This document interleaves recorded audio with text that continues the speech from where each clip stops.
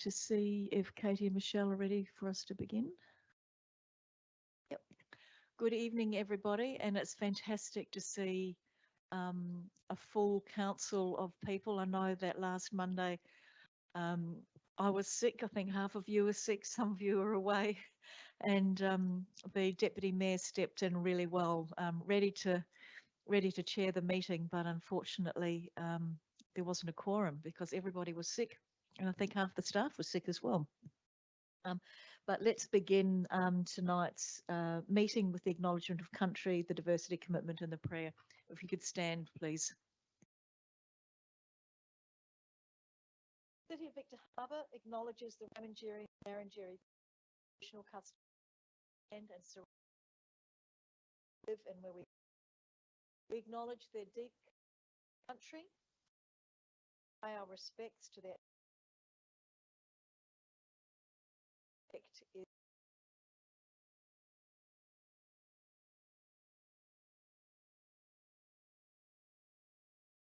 City of Victor Harbor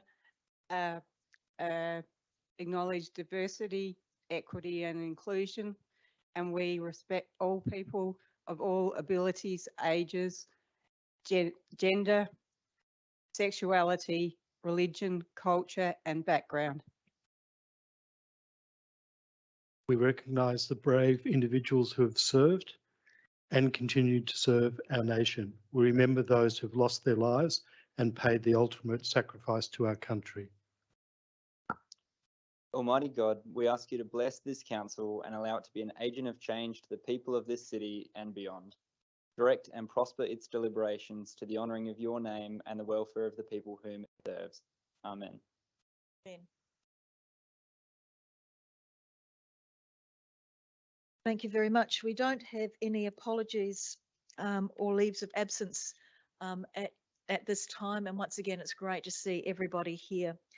Our first item on the agenda is the minutes of the previous meeting, which was held on the 24th of April. Would somebody like to confirm or move that those minutes be accepted? Thank you, Angela. And seconded by Mick Quintin. Do either of you have any questions about those minutes or anything you'd like to say? Does anybody have any questions about them or want to add anything? All those in favour? Those against? That's carried, thank you. We now have minutes of the special council meeting, which was on the 1st of May, to be confirmed as true and accurate. If someone would like to move that way. Thank you, Councillor Henderson. Marilyn. And seconded by, thank you, Carol Schofield. Do either of you want to speak to them or ask any questions? Does anybody have any questions or want to speak to them? No. All those in favour? Those against? That's carried, thank you. Deputations, we had a deputation that was refused from Ben Blatchford. I don't know if Mr. Blatchford is in the gallery today. No, okay, I don't need to read that out then. We also have a deputation from Jason Falros, who has got the major event application for the Australian Masters Games National Championship and a triathlon and the Sid James Victor Harbor Triathlon. Jason wasn't able to be here in person today. He was here in person last week when we had to cancel the council meeting. So he's appearing on Zoom, which he is able to do. And if you've got any questions afterwards, if you can just please remember to speak really directly into your microphone so that he can hear you. And then James, I see you up there on the screen. We'll go straight to item 10.6 and 10.7 on our agendas, which are on page 132 for those people who have got agendas out there. So Jason, you have 10 minutes for your deputation, and that includes questions from the council. And it's lovely to see your smiling face again after all of this time. So please go ahead.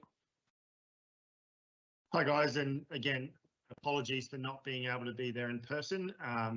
I own a small business in Adelaide, and yeah, I just couldn't get away to that from that one. But I do want to acknowledge and thank you for the time that you're giving me tonight to just present. Obviously, the Victor Harbor Triathlon has been around for 28 plus years. Next year will be its 30th year in 2025.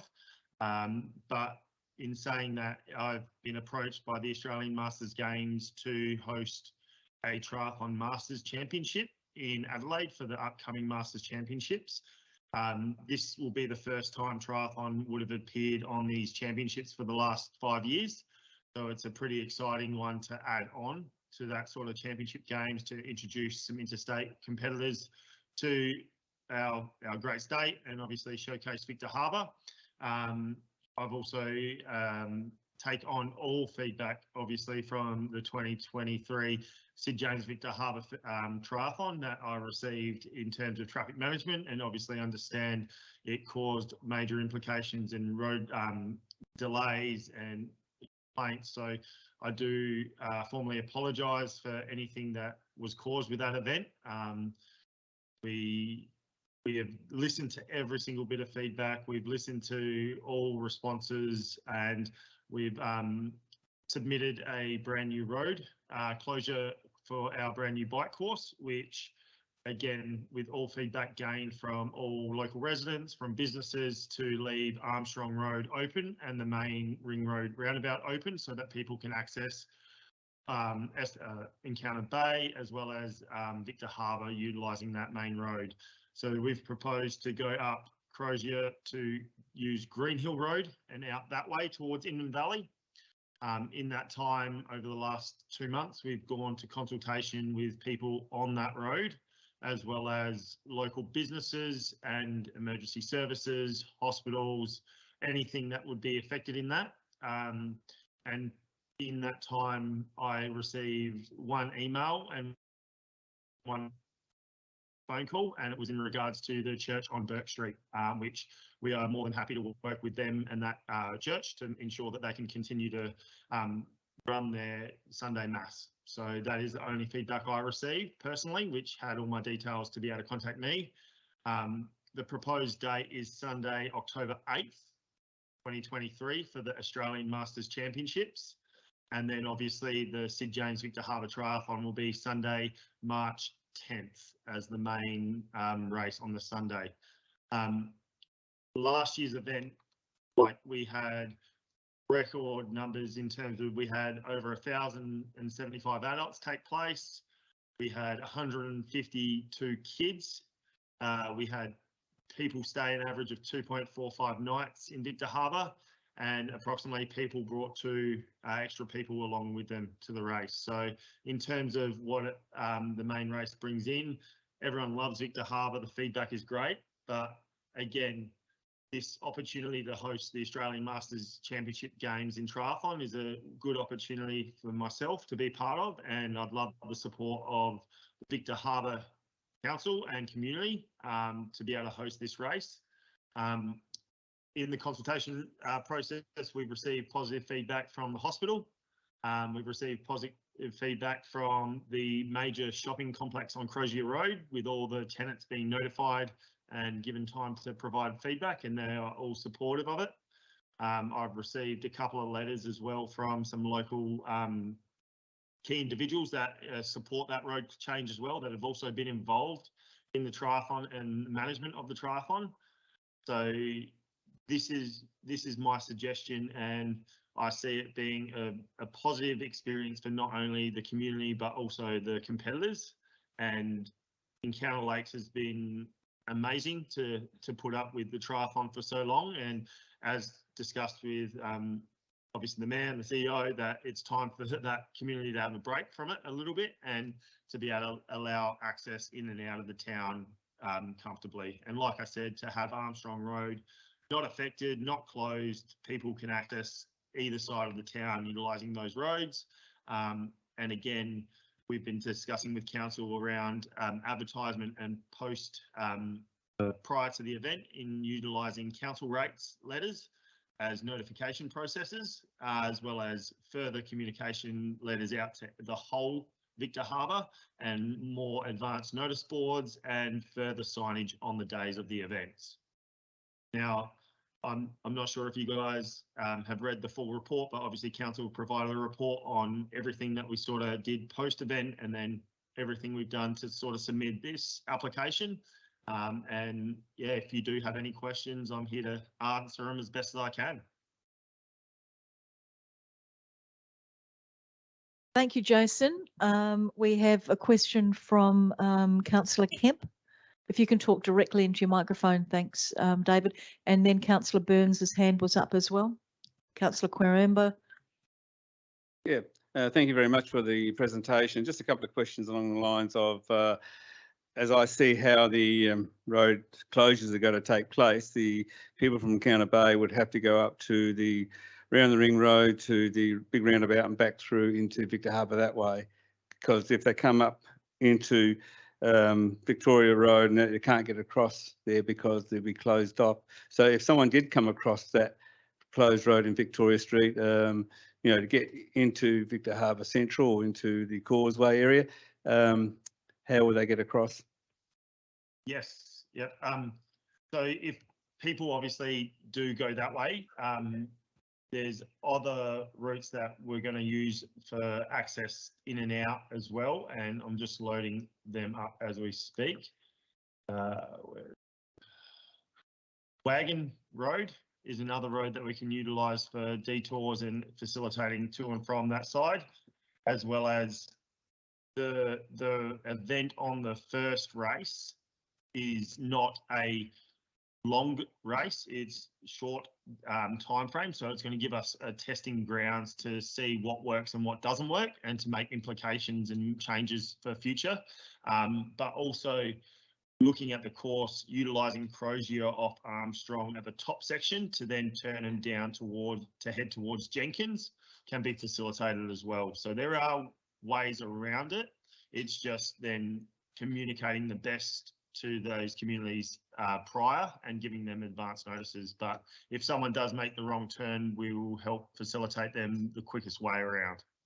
Thank you. And the last question for me, I noticed in your report you haven't mentioned anything about contacting the emergency services like the Metropolitan Fire Service Station, which sits right on the course closure on Crozier Road. Yes, we did reach out to them. I haven't had any feedback response from them at all, but like all events and any event that I put on, all the participants are warned that if there are red and blue sirens going at all, the event comes to a standstill and a stop until that is dealt with or they need to get through. So if there is emergencies, the race comes to a complete standstill no matter what.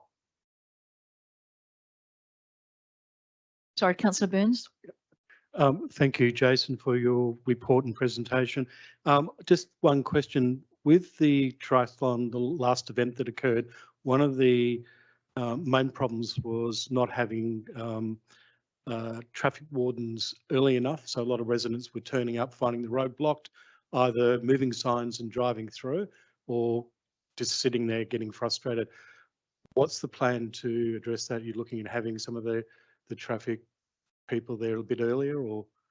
Yeah, so like I said, we're really focused on prior communication, so having more VMS boards in terms of to head to Victor Harbour, head this way, that type of thing.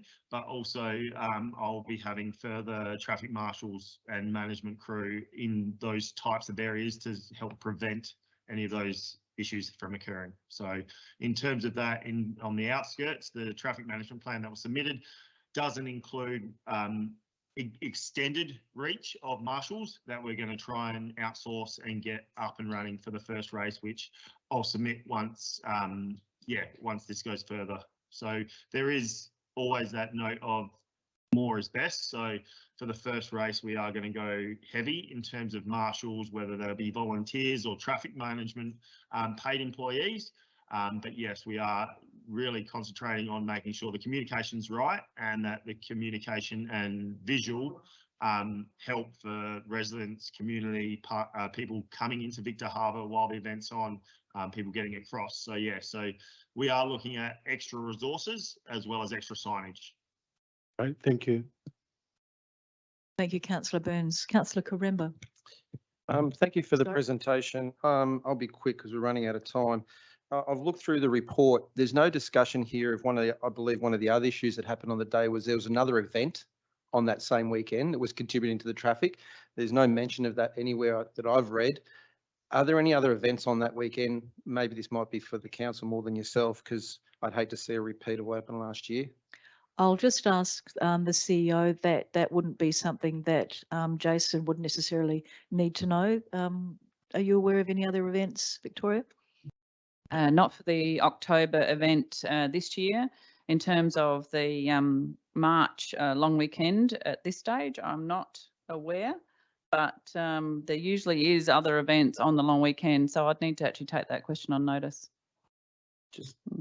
But I'm sure it's, again, we have actually held the triathlon on the same weekend as events. It wasn't just this year gone. It was on a different day. In 2022, it was actually on the same day. The triathlon and the concert were on the same day. This year it was different days, same weekend.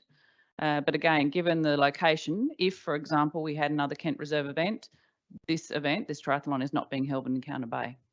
Okay, just because obviously the increase in traffic with 2 events, maybe it'd be an idea if we do have another event that both parties liaise with traffic management so that we get the idea. Absolutely, that's what we do, and we will make sure that we would. Thank you. Thank you. I know that we are out of time, but I'll just ask if any other elected members have got a quick question. If not, thank you very much for that, Jason. What we will do now is go straight to the items that relate to your events. That's item 10.6 and 10.7 on page 132. So 10.6 is the major event application, and that's mainly relating to road closures. So I'll do that all in block. That's recommendation 1 and 2. Would somebody like to move that way? Thank you, Councillor Henderson. And do I have a seconder for that? Thank you, Councillor Mackenzie. Does anyone want to speak to that? Councillor Burns? Thank you, Mayor.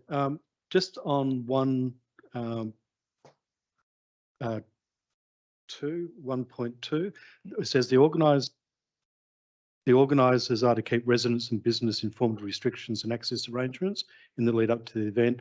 I was just wondering, and this applies to both 10.6 and 10.7, why the council aren't more actively involved as well, because that would be far more effective. I know you're approving everything, but on the day, actually having maybe a council representative out, just making sure the traffic and everything is going okay. And you may already do that. I just didn't see it last time, that's all. Victoria? Through the Mayor, Council is actively involved, and we do have staff out and about on the day.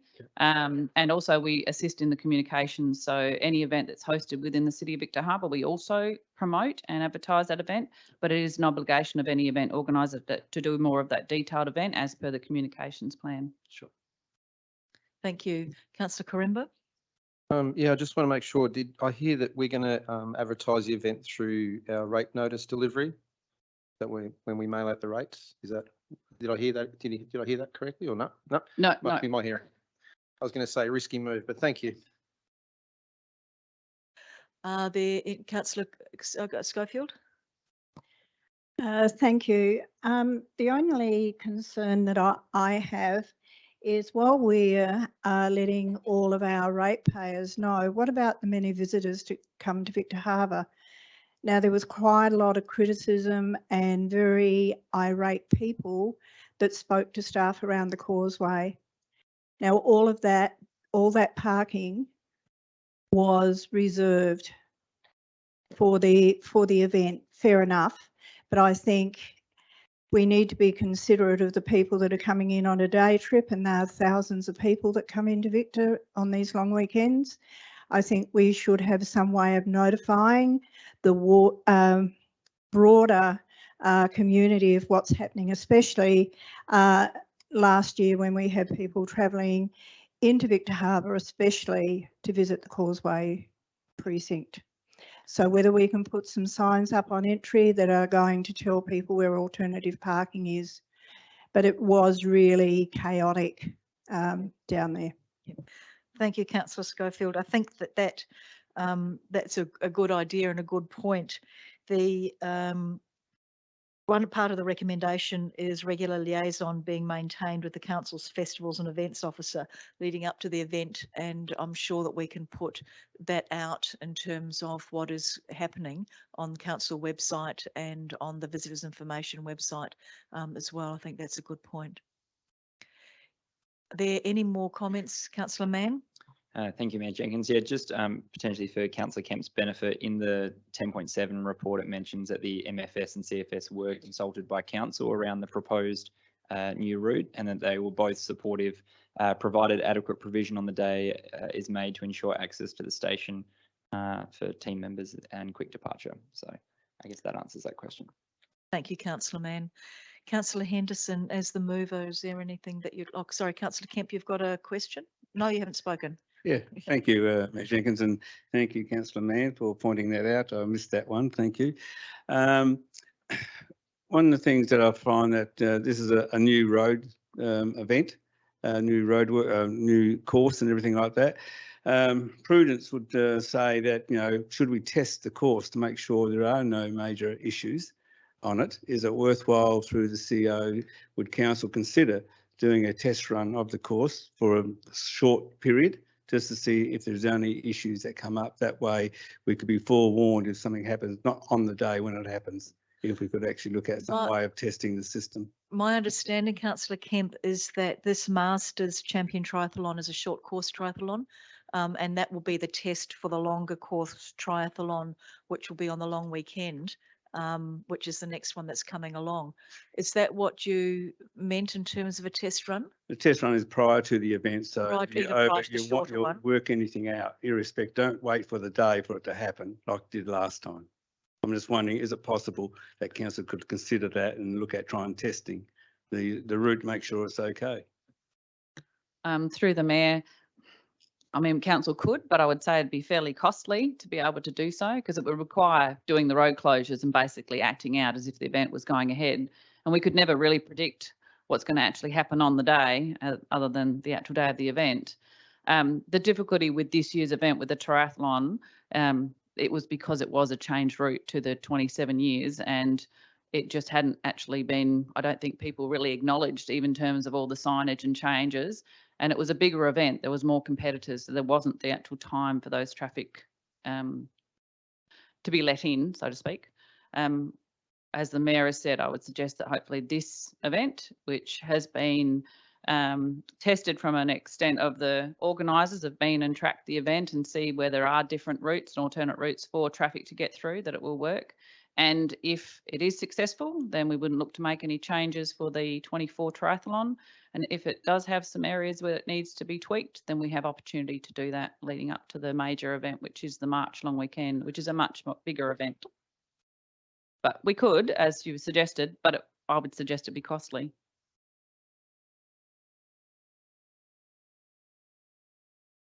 Thank you for that, CEO. Look, I think it's just, again, a question about opportunity, whether it's worth or not, but he's saying that it's been costly.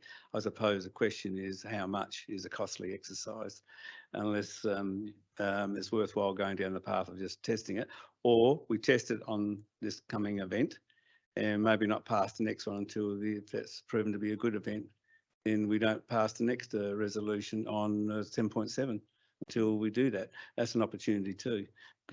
Absolutely, and I take that on board, and I've absolutely expected that question to be raised. The difficulty being for the event organisers to promote and advertise their event, they would like to be doing it now. And it also gives us an opportunity, and the event organisers the opportunity to promote and educate people about the event and the closures and what the impacts will be. So hence both items are coming up tonight. Otherwise, I had actually thought exactly that idea, but can understand the reasons why the event organiser is looking to put both up now. Thank you for your answers. Thank you. If there's no further debate, I'll ask Councillor Henderson to close the debate if you'd want to. No. Otherwise, I'll put the motion to the floor. All those in favour? And those against? That's carried unanimously. Thank you very much. And now we move to the next item, which is 10.7, major event application for the Sid James Victor Harbor Triathlon 2024. The recommendation is similar to the previous recommendation in terms of the road closures and the council responsibilities. Would somebody like to move that way? Thank you, Councillor Schiller. And do I have a seconder? Thank you, Councillor Quinton. Do either of you want to speak to them? No, does anybody want to speak to this? Councillor Karimbo? Thank you, Mayor. So from the previous discussion, do we have a get out of jail card with this motion if the previous event doesn't work out? Is there Sorry, something that Councillor says? Karimbo, I'm not sure what you mean by get out Oh, of well, jail. I'm just card. saying Can that you- we're committing to this event, but I'm just saying if something goes wrong with the first event, we've discussed how are we going to mitigate the issues with the second event? Is it just a matter of changing the course, or can we actually stop it, or is it? So I'm just trying to ascertain where the level of commitment is at. That's all. Victoria? Not Sure. saying that I don't want the event to go ahead. I'm just saying I don't want a repeat of what happened last year. Absolutely, completely understand. And obviously the first option would be that the council has the opportunity to tweak and alter the event and alter the road closures and courses if there was identified there were some problems. But absolutely the council has the ability to withdraw its permission if, heaven forbid, it was not that it was a complete disaster, then council can withdraw its approval. But we certainly wouldn't be looking at that. We would look to either tweak and alter if we needed to, or it's approved as is. Are there any further discussion? In that case, I'll put it to the floor. I don't think there's any rebuttal there, Councillor Schiller. I'll put it to the floor. All those in favour? Those against? That's carried unanimously. Jason, congratulations, and we really look forward to seeing both events and we enjoy looking forward to the success of both events, both for you and your team and also for Victor Harbor. So good luck, and if you need anything, don't hesitate to contact us. Thank you very much, everyone. I appreciate it. And sorry? Just saying, we're seeing hopefully a couple of the elected members might look to compete. That's right. Free entries. Free entries for the members. It's a good job you said that after they'd taken the vote. Otherwise, it would have been perhaps not so good. All right, elected members, we'll go back to, we have another deputation. I think, I'll just go back to the beginning.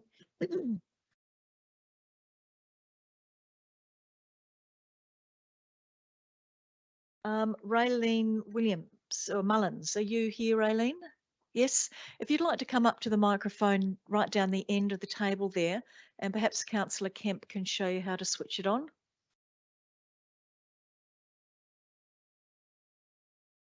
can see the little button there?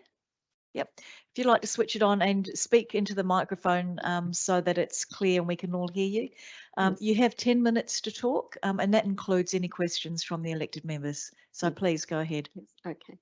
I better get my glasses.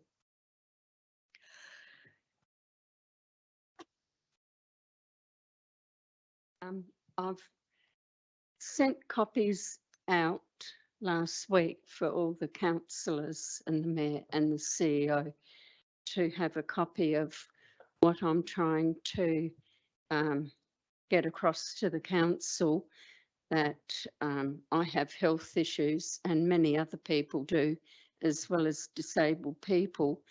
And I've had quite a few problems with the disabled toilet at Kent Reserve whenever I'm there for like a barbecue from Rotary or our family, where you can't wash your hands properly at the hand basin, and you've got to be a gorilla to hold the button down for a start for the water to come on. As soon as you remove your hand, the water comes off.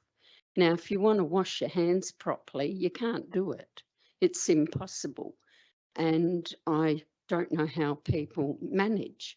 And some people have arthritis and can't do that. And I'm asking if they copy the hand basin that's in the disabled family toilet block on the esplanade up from the Hotel Victor. It is terrific. You use your knee or your hand on the front panel to operate the water. It stays on long enough for you to wash your hands and it automatically turns off. I think it should be carried out at all disabled family toilets. Even mums with children would find it so much easier. And also, I didn't mention the toilet, the ladies' toilet block near the town hall. I don't know about the males' toilet hand basin. That I can't push the button on either. And sometimes the disabled one isn't vacant. So I know a lot of people, they don't turn it on because they can't. So that is an issue. Thank you very much. I might ask Kathy Hayter, who's in charge of environment and infrastructure, to speak to that. Can you respond to that, Kathy? Thank you very much. Through the Mayor. Certainly we can look at what it would cost to replace some of those and consult with our disability advisory group about that so that we can have water available for all of those people that want it. So we can look at that. And at the end of my written copy, I mentioned that if you go walking or running, a lot of people do, even bike riding, but especially when you're walking or running, I find that from Kent Reserve toilet block to the toilet block down at Whalers Road, there's too big a distance for me and maybe some other people, even children. There needs to be a toilet block halfway between. And I thought if you have a rectangle shaped toilet block, it would fit between the path and to some of the area where there's plants and have a disabled family toilet there as well. Lots of children, even my two grandsons, go down the hill a bit and there's got to be another toilet halfway. You know, we've put in some toilets at the boat ramp down by That's Whalers. not halfway between. No, but there are the toilets between Yulki and the boat ramp. Nothing from Whalers Road Okay. to Kent Reserve. And walking is supposed to be good and it puts me off going because it's very embarrassing for me and maybe for other people. Victoria? Just through the Mayor, we obviously can take your feedback on board, and as we review and look at other open space areas, Council is recently doing a bit of an exercise of upgrading a number of its toilet facilities which are scattered throughout the city. As you can appreciate, anything along the Flinders Parade or Franklin Parade can be a bit challenging. We had a lot of challenges with putting the toilet block on the Bluff area because of the properties that sit along the front and obviously have that ocean view. There is currently 3 facilities, Kent Reserve, Whalers and the Bluff. And then the next closest one as we're coming into Victor is the disabled toilet, which you've referred to before, and the Causeway toilets. I don't know, we can never really have enough toilet facilities throughout our city, but we've obviously got to have a bit of a balance, but we certainly can take it on board as part of our broader infrastructure planning. Even from the Causeway to it used to be the council caravan park, there's only the one that I mentioned with the hand basin. That's right. At the tunnel park, but from there to the caravan park, there should be another toilet block because I needed it. I didn't have this problem until a few years ago. And other people who I talk to have similar problem as me, and we still like to walk. And you can't always use a doggy bag.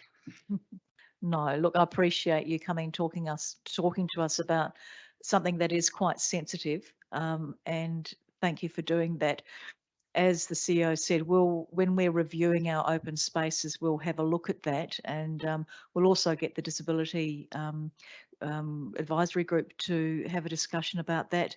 Director Hayter has said that they'll look into the cost of actually making those disabled facilities much easier to use, and so we'll be able to do that.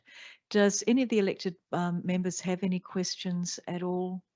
Councillor Burns, and then Councillor Kemp, and then Councillor Schiller. Thank you, Raylene. I've had first-hand experience with being caught short in that exact location, walking the dog, and I know a lot of people walk along there have exactly the same issue. And it's a real shame there's no toilet at Yilkey, which would have been perfect. Before Yilkey. Yeah, yeah. But yeah, totally can understand, and I'm very supportive of this mission. Councillor Kemp. Thank you, Raylene, for bringing this to our attention, and it's glad that's happened, because I've raised this on a couple of times in the last 4 years about the conditions of the toilets at Kent Reserve, and and of course the council's report that comes back and said they're okay, they're perfect. So I hope this will get a better action out there where they actually look at it, the conditions. Have you actually? My question is, have you any other conversations with anyone else, male or female, about the conditions, how they find the normal male and female toilets, not the disabled, but the other ones? I've asked Alan, my husband, and he just says, "Oh, it's all right." It's all right. Yeah, they're not in good condition. I can say that they're not clean. They're filthy, and it's really is a gem in our reserves. And people who visit here go there and go, "Wow, you know, not good." You must have visited there on different times than I have, Councillor Kemp. I've always found them when I go to park run in the morning on Saturdays, and when I go running around there, they've generally been very, very clean. So you must have visited on different times, but certainly the disabled one we'll be able to have a look at. Councillor Schiller, you wanted to say something? I'd just like to thank you for coming along. It's there's toilets all around the city that where little issues will come up for different people in different ways. So to be identified, I'm glad you've come along, and just wondering whether, you know, there's any process where like a bit of an audit could be done on our major toilets within the township at all, and whether we just take that back to where I'm on the chair of the Disability Advisory Committee, and we always have issues like this come up, but whether we actually have a concerted audit over the more important areas. I think that's a really good idea, Councillor Schiller, through the Disability Advisory Committee, perhaps recommending to Council as one of your recommendations to have an audit of the state of the disability toilets and access on our toilets. If we do it systemically, like having an audit, it's much, we're looking at much more strategically than just looking at toilets here and there. And actually making some decisions about that and being able to cost it out. So I think that's an excellent idea for future reference. If Councillor Mann? Just a quick question to administration. Do we know where the Kent Reserve toilets sit on the asset management plans in terms of renovations, renewals? What year have we got the Kent Reserve toilets in terms of the plan? Or they might not feature yet? Through the mayor, I'd have to take that one on notice, so I can let you know. Thank you very much. And Raylene will take all of that on board. And once again, we, you know, all of us really appreciate you coming and talking to us about that. Yeah. I've been attending a few weeks back the park run walking. Yes. And I did my hamstring and I haven't been for 8 weeks. Oh, the weather hasn't been all that good the last few weekends. Anyway, All right, thank right, you. thank you.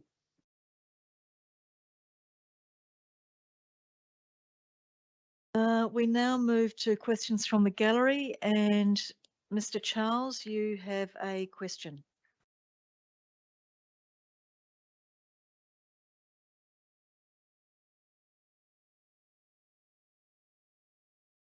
Thank you, Mayor Jenkins and staff, for preparing the answers to these questions. I represent the Victor Harbour Community Action Group. In your report in the annual business plan, the budget at a glance, operating deficit of $1,485,200, break-even position, with the exclusion of expenses for the corporate systems project, which will be funded through borrowings rather than council rates to achieve intergenerational equity and minimise the rate increase. Two questions come from that, please, which will be very handy for comparison. One, please provide a breakdown as to how the amount of $1,485,200 for the computer project corporate software will be spent. And two, please also detail your estimated future expenditure allowance for software training and technical support and so on.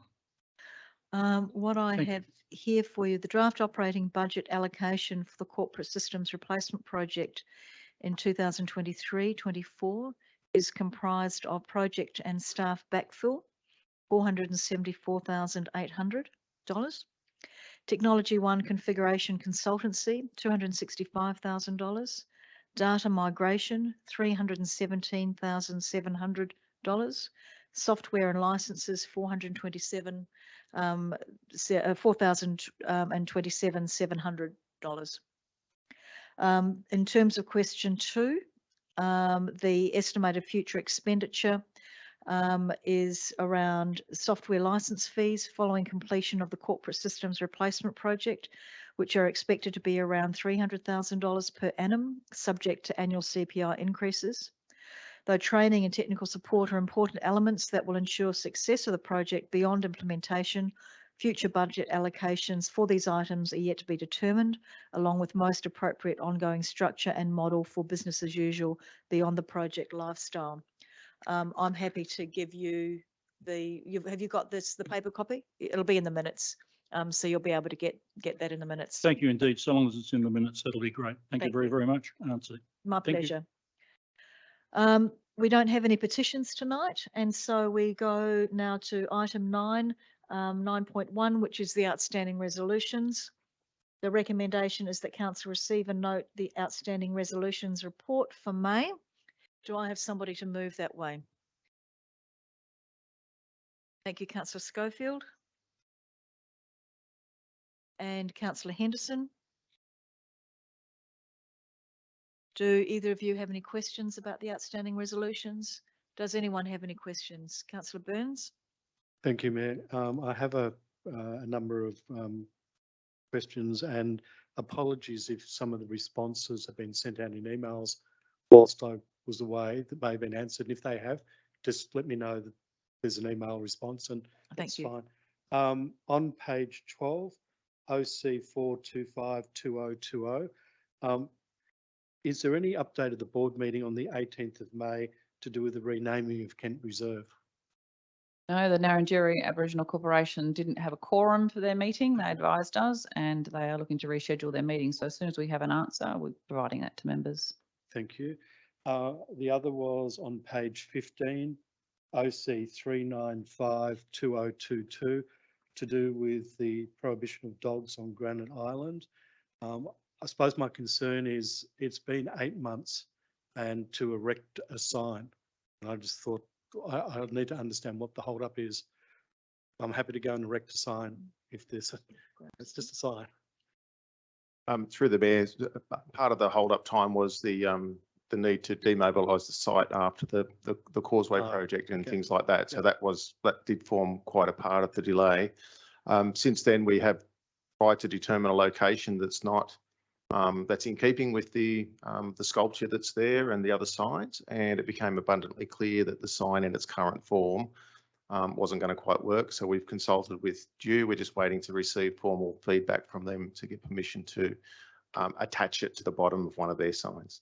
And So time that's- frame?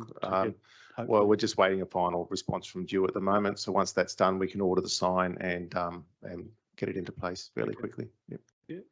The other one was on page 16, OC 802023, to do with the hard waste collection, the community consultation. I was just looking for what the outcome results were. And again, We're it may still have been waiting. We're still waiting for that. That's Oh, out okay. on community consultation at the moment. Okay. And timeframes that may be provided to feedback to elected members? So we consulted with, as part of the annual business plan and budget, so consultation closed today Yes. on that, and we've got a workshop scheduled for the 7th of June, in which that consultation will be coming back to the chamber. So that information will be Great. provided. Thank you. The last one was on page 17, OC 11822023, about the proposed changes to the bylaws. I was just wondering if I could get a copy. I looked at the website, I couldn't actually find the amendments, only the existing one. Now, again, that may have been circulated to elected members. Yeah, there's quite a comprehensive document provided to you in your Teams channel, but I'm happy to re-forward that to you. Okay, even a link is fine. I'm happy to look at Yep. it electronically. That's fine. And they are available on our website as well. Okay, thank you. That was it. Thank you, Councillor Burns. Are there any other questions? Councillor Kemp? Thank you, Mayor Jenkins. I note that we have 41 outstanding resolutions on our books at the moment. My question is there a time frame where the resolutions become irrelevant because they've been outstanding for so long? Is there a time frame that we put a 1 year, 2 years, 3 years? Well, I guess there aren't 41 that are 1 or 2 or 3 years old. I would say majority are actually in relation to last council meeting. So sometimes they take a little time before they actually drop off. Many of them are within this council agenda, and some of them are actually obsolete now because they're already completed in the lead up. So specifically about the ones that have been on here for a period of time, most of them we're waiting on either feedback or consultation from another party. So unless to be specific, I can address each one individually, but they're not all on there for a long period of time. Thank you for that. It's just a query as about relevancy on resolutions. If we're waiting on third party information, then some of those resolutions might be redundant because it's too late because we may have moved on or something. Is that may happen? No, again, I wouldn't think that any council decision becomes redundant. I would hope not, because otherwise there'd be a lot of decisions at the chamber that suddenly become redundant. If, for example, yes, times have changed and we need to bring the item back to council, we have and we will. But all of these items are reviewed monthly to make sure they are still relevant and on track. And we provide an update within the update columns, as we've talked about before, whether that can be a little bit more comprehensive. We can do that. But the idea is just to show and provide the chamber with, it's a very much a rotational item of items coming in and going off of the outstanding resolutions. It's really those items that have been on there for some period of time, even from the last term, that are probably more concerned that I know there's a few on there that have been on there for quite some time, but now some of them are actually waiting on other parties to provide that information. I take on board your, find you an example. I have found one. 28th of January 2020, the Encounter Bay Recreational Ground pedestrian access. Now this is consistent waiting for the Lot 202 development of the sport precinct. Now I would have thought a pedestrian crossing on Armstrong Road around by the Encounter Bay Football Club area would be more important. Wouldn't have to wait for any other sporting ground to be fixed. I thought that would be just a thing that we should be doing anyway. So there is a pedestrian crossing on the Armstrong Road between the Encounter Bay Football Club and the Encounter Centre, but it was more to do with the connection of that going through to the high school and other pedestrian access. So until that land was developed, it was actually to incorporate it in that site. So so this pedestrian crossing we've got there currently won't serve the purpose of what you're saying now, or we got to wait for a second pedestrian crossing? My understanding, it was to do with the schools, actually connection between schools and the sporting fields. It wasn't just crossing across that road. So it was in consultation with the schools. Okay, I'm not quite sure. The question. So there was more to the pedestrian crossing than just the one on Armstrong Road. It was actually a bigger project, and it was to incorporate in the Lot 101 site. But I can find out some more information about the actual resolution of the chamber. Oh, that's okay, because time we get around to building the rec centre, sport precinct, I suppose that'll be about 5 years on the books in this resolution potentially. It may well be, and there may be other ways in which we can actually keep track of decisions of the chamber.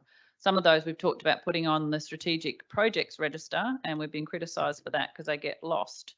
So we're trying to keep them in the minds of our members that these were decisions that you made, and they're dependent on other things happening for them to come to fruition. Thank you. Is there any further discussion in relation to the outstanding resolutions register? If not, I'll put that recommendation to the floor. All those in favour? Those against? That's carried. Thank you.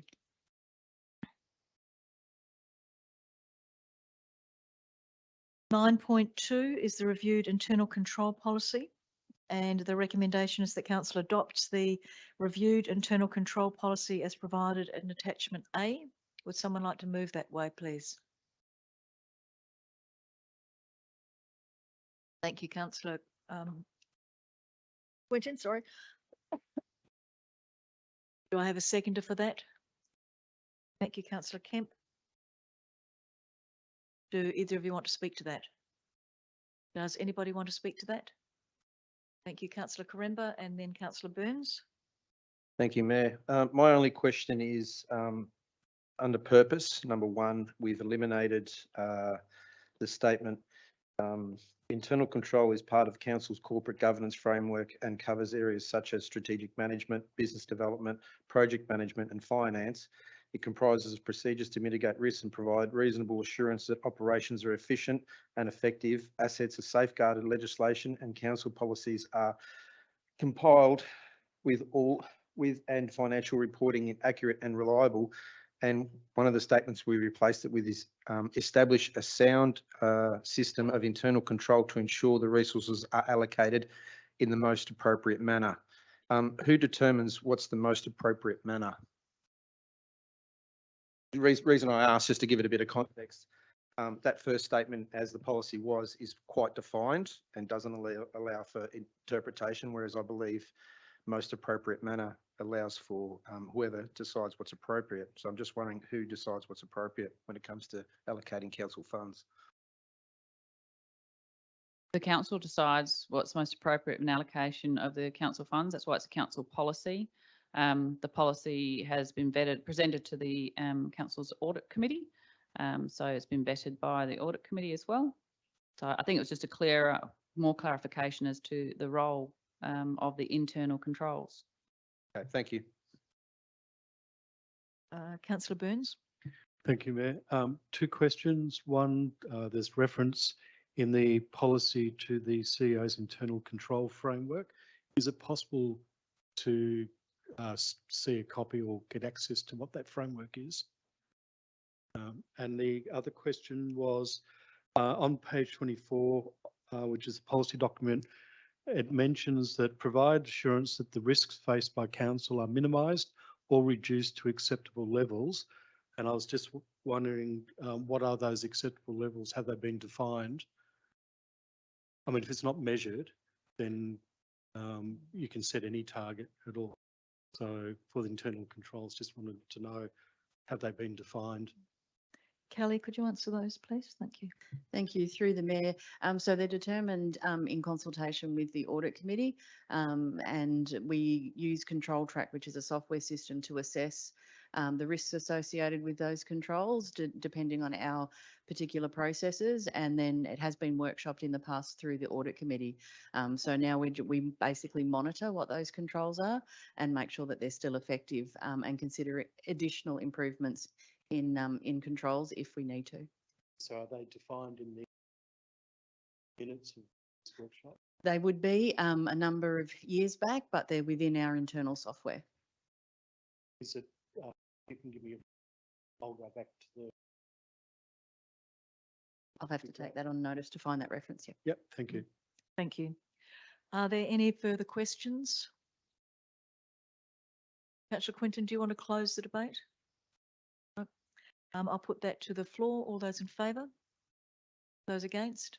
That's carried. Thank you. 9.3, which is the March budget review, and the recommendation is that council endorse the March budget review as presented. Would somebody like to move that way?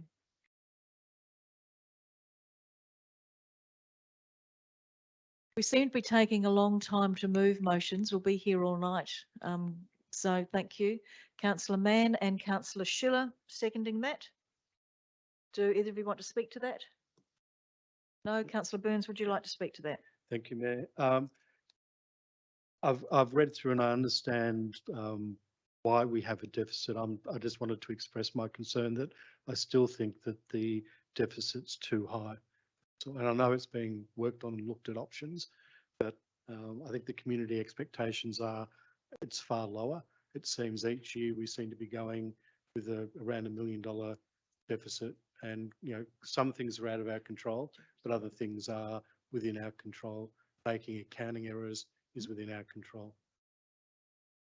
Thank you, Councillor Burns. Does anybody else have any comments? Councillor Kemp? Thank you, Mayor Jenkins. I know the Audit Committee made an action requirement of council to provide feedback, and I state the Audit Committee requests administration provides additional detailed explanation to justify the indirect works of $250,000 decrease in capital hours when reporting to council. Now, over the next page over, there's a small paragraph there. Is that the detailed explanation as to why that took place? And I have a couple of questions on that. Kelly? Thank you, through the Mayor. So essentially the Audit Committee wanted to just provide an extra explanation. They were reasonably aware of what we had explained in the Audit Committee report. They wanted us to spell it out a little bit more. But essentially that change in indirect works has been because when we develop the budget, we make an estimate of the amount of salaries that will be capitalised based on the amount of hours that will go into each project. And what we've found throughout the year is that we haven't been able to capitalise as many salary hours as we had estimated. And so that's what this adjustment is. It's basically that there were more salaries in the operating side of our operations of works rather than the capital side. So we've had to make that adjustment in this budget review. Thank you. My questions, if that's the case, that did we not have staff available to do the capitalised works to do it, or that we actually had not enough capability to deliver the capital works to have the staff wages capitalised, for undertaking those works as project management? Through the Mayor, there's various reasons as to why. It's not that we don't have enough staff. Obviously, staff who are undertaking maintenance and repairs, it's an operating cost. If they're actually doing specific projects, then we can capitalise it. Many of these projects, or some of these projects, have actually been contracted out. So again, that's a different cost. It's not our staff undertaking those works. But I'm not sure whether Kathy's able to add any more to that. But it depends on the particular project. It's not to say that we don't have enough staff. It's about distribution of works. I guess that's a question that leads into my next one, is that when we budget for the capital works for staff time to be allocated, aren't we understanding what the workload is for the staff for the year, operating and capital? And are we over budgeting our capital works to cover staff timeframes to do that or not? Thank you, through the Mayor. We go through each of the projects and allocate times against them. There's lots of things that change in the project. Some of the projects don't even get up in the final budget. Depending on what the final mix is, whether some go out to contract, some are retained in-house, sometimes things change, like availability of materials or equipment or plant and machinery or people. So it depends on what the mix is over the year, how they're capitalised. We go through at the beginning of the budget process in a great deal of detail to assign capital wages. My last question, I suppose I won't hammer it too much, but $248,000 is a lot of money to go, hang on, we're not doing this now, or we've got to give it to more contractors instead, or there's increased maintenance and operational requirements. So I'm just, when you're looking about the planning factors, I'm thinking about how this all takes place. If we plan properly and budgeted properly for all this, then again, the statement says a number of factors, but doesn't actually explain what those number of factors are to actually give us a clear indication as according to the Audit Committee's requirement, a detailed explanation. I don't think that statement does that for the members of the chamber. Thank you, councillor Kemp. Through the Mayor, I'm happy to provide a further detailed written memo to members in more detail if that's the wish of the chamber. Is that the wish of the chamber? Can you put your hands up if you'd like that? No, it's just the wish of 3 members of the chamber. Perhaps you could do that for them. Yep, we'll still provide it. I'm aware that the staff are very busy at the moment, and I'm sure if you want to come to audit committee meetings and sit in the gallery and listen and ask any questions, you're more than able to do that. That's something that I try and get to, even though I'm not a member of the audit committee. It does answer a lot of questions for me, so you can do that if you're able to. Councillor Burns. Thank you, Mayor. Just going on further from what Councillor Kemp said. You've already spoken. Do you have any question? I was just wanting to check in project planning whether there was a provision allowance for overruns made. Can you perhaps answer that, Kathy? Whichever, who wants to answer. Through the Mayor, do you mean for staff? You mean contingencies in Do project add to management? that, and you normally allow A labour contingency? costs and also variance in that. Correct. Yeah. Yes, And we I've seen do. that in a lot of your planning. I was just wondering, wouldn't that accommodate if you accumulate all your variances cover? I'm trying to understand the extra 250,000 and the details that the CEO mentioned provide will probably help. I'll get Kelly. It's not an extra 248,000. It's just a reallocation. It's coming out of our operating budget rather than our capital budget. It's not an increase. So it's how we apply it. So we have capital works, Yep. which is on projects that are more than a year that are going to last for more than a year, our major infrastructure, as opposed to maintenance renewal, which is something we do every year. Any of our maintenance or renewal work is operating. And we've actually been doing a lot of maintenance renewal work, hence a lot of more of our outside workforce and also some of our inside workforce has been allocated in that space as opposed to allocating it to a capital project. Yep. Kelly might be able to have a more technical terms of explaining it to you than that, but. No, that makes sense. Thank you. Yep. Thank you. Are there any other, Councillor Karimba? Thank you, Mayor. A little bit of a statement. I'm a little bit astonished, I guess, or even worried that only 3 elected members are more interested in finding out how. Councillor Karimba, that's what I'm just- elected, that's Yeah, not appropriate and it's okay. not supportive of the chamber. It's fact, but anyway, so can I just get this right? So the original budget was 666,000 and am I right? So we've blown it by 248. Is that, I'm trying to understand. I'm not sure where the 666, the original budget. The original budget was 666K of staff time. So is that an extra 240? I'm just trying to get my head around. No? No. 666,000 was capitalised in that we would have seen that portion of our workforce would have been working on capital projects. Okay. All right. But they were not working on those capital projects. They were working on operating projects. Now, maybe some more projects were contracted out as opposed to our staff undertaking them. So that 248,000, how much is that above what was originally budgeted? Like, I want to work out as a percentage how far over. We're not over. We're not over? We're exactly the same amount. Okay. It's just where it's actually applied. We have a capital budget. Yep. We have an operating budget. Yep. That amount sat within the capital budget originally because they were working on projects which were significant capital projects greater than a year. Yep. They've actually been transferred over into the operating budget. Okay. But still the same amount within the budget. It sits within a different We're just area. moving it There forward, is no, yeah, Okay. correct. Thank you. Thank you. If there are no further questions, Councillor Mann, did you want to close the debate at all? No. I'll put this to the floor. All those in favour? And those against? That's carried unanimously. Thank you. We move to 9.4, fees and charges, and the recommendation is that Council endorse the 2023-24 fees and charges register, which is provided under a separate cover. Do I have somebody to move that way? Thank you, Councillor Burns. And do I have a seconder for that? Thank you, Councillor Quinton. Councillor Burns, do you want to speak to that? No, I've gone through and it satisfied, everything in here satisfied my questions. Councillor Quinton? No, does anybody have any questions or want to speak to that? If not, I'll put it to the floor. All those in favour? Those against? That's carried, thank you.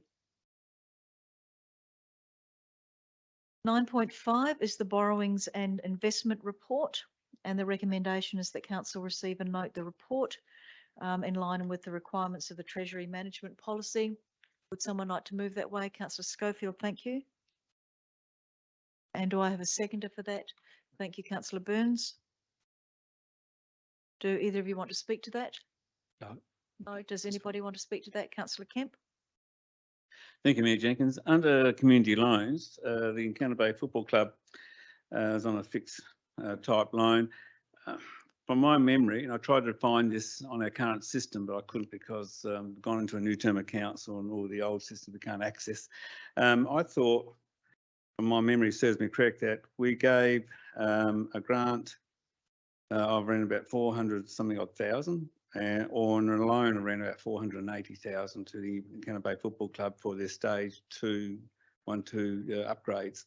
But we've got a loan here of 200,000 that we gave out, so we didn't give the full loan amount as what was passed in the resolution going back to about 2-3 years ago. I'll get Kelly to clarify. My understanding is you gave them a grant of 200,000 and they took a loan out of 200,000. Yep. 200,000. I'm sorry, I thought it was around about 400,000. No, okay, it was 400,000 in total between the grant and the loan. Thank you. I stand corrected. Are there any further questions? Councillor Karembo? Thank you, Mayor. We do all of our borrowings through the LGA, is that correct? The Local Government Finance Authority, Oh, not sorry. the LGA. Yeah, Yeah. sorry, my apologies. Have we ever gone out to market to see what the rate would be? Commercial rate? Are we just assuming we're getting the best rate, or have we actually done it? Because obviously now with mortgages going up, everybody's encouraged to try and find better rates. Do we do the same? Through the Mayor, we haven't in recent times, but essentially the LGFA basic guarantees councils that it will be a reduced rate to what is available in any market. So because it's an entity that's set up purely to basically facilitate council loans, they are able to broker their own loans through the state government and provide lower amounts. And consistently, we do a check when we are going out to loans, because we will basically put through and say what will this loan look like for this term, and they'll quote us a rate, and we do a spot check on that at the time, but not a formal expression of interest out to market.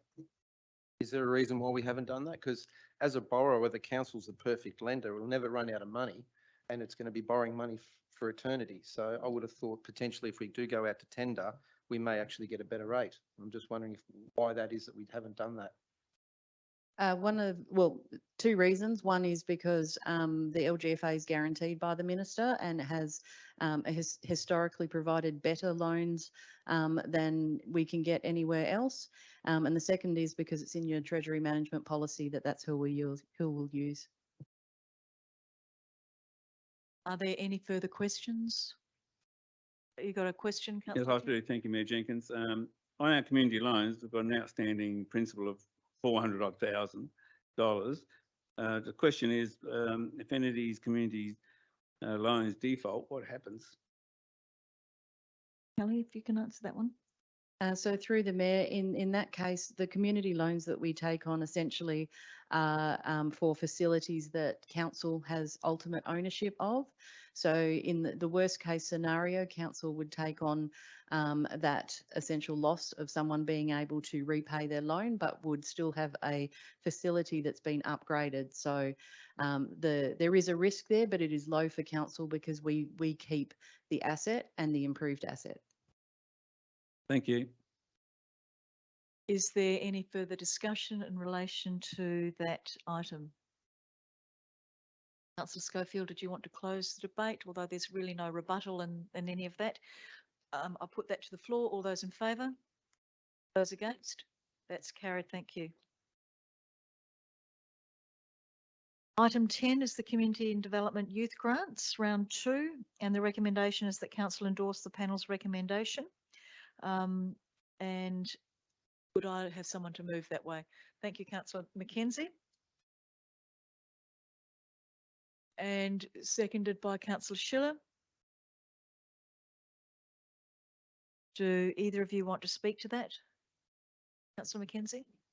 I'll just briefly say, like, as a committee, the recommendation there best fitted the requirements of the grant, and it had a long-term benefit as bringing up and encouraging young people in our region to be interested in what's happening and work with partnering organisations. It's not just benefiting the one organisation or group. Thank you, Councillor Mackenzie. Councillor Schiller, did you want to say anything? No. Does anybody have any questions? Councillor Burns? Sorry for asking so many questions. Just a quick question. Any of the applicants that were unsuccessful, do they have an opportunity to resubmit, or they have to wait till the next financial year or the next round of grants? They'd need to wait until the next round of grants, and a number of them didn't get their application, from what I understand, because it was. No, I'm thinking of a different one. They'd need to wait until the next round. Any further questions? I'll pop this recommendation to the floor. All those in favour? Those against? That's carried unanimously. Thank you. We have the draft Victor Harbour Investment Attraction Strategy, the community consultation. And the recommendation is that Council approve the strategy for the purpose of community consultation, and that Council proceed with community consultation as guided by the engagement plan, which you have got at attachment B. You want to move that, Councillor Kemp? Thank you. And do I have somebody to second that? Councillor Burns? Thank you. Do you want to speak to that, Councillor Kemp? Thank you, Mayor Jenkins. I think this is a great document. I think it actually defines a process on how we can go about attracting investment into our community over the future years that we are facing, and certainly in a tight economic situation. So I think it's a great document. The only question I have out of the document, that the regional sports rec centre has not been included in there as an investment attraction, considering it can attract a lot of investment from people who help to build it, to invest in commercial aspects in it. So I don't know why it's not included in this strategy to bring it out to the community and out to the wider community of South Australia, or nationally, that we have a great sports centre that will tend to get built, and of course, you know, invite people to invest. I know we've gone out for stakeholder consultation, etc., but again, I don't see why it's not in there as an investment strategy to bring people. I'll let the CEO answer that, but my thought would be that it hasn't actually gone through Council to be approved yet. We're still at the very early planning stages. Council might decide to defer it or to build it in a different way, but I'll let the CEO highlight that. Thank you. Through the Mayor, it's a very good question and a good assessment. We've got a workshop this Wednesday, which is regarding the precinct, and one of those exact items is around an expression of interest process. It may or could be possibly incorporated into this document at a later date. I mean, obviously, this is only going out for consultation, but again, normally, yeah, depending on the life, if we do the expression of interest, if we did do something like that for the precinct, it would be a separate expression of interest, not contained with this document, because this document we hope will have a longer life, but it may be that we incorporate it. But that is actually one of the topics that you'll be discussing on Wednesday at your workshop. Yeah, I'd appreciate it. We've got the Arts and Culture Centre in the document, and that's years away. So I don't see the difference to me personally, but I just feel it should be in there. If we're going to consultation with the community, we should let them know this is a facility which can attract a great investment opportunity for our council and for our people. And the other thing I find interesting is that one of the key stakeholders is Business Victor Harbour. And the fact is that, you know, we excluded them from being prepared to actually fulfil this, their part of the strategy, because we knocked back their $65,000 money they needed to develop themselves up. So maybe that might change in the future too. But I just feel that we should have it included for public consultation, let the community know what's coming. Thank you.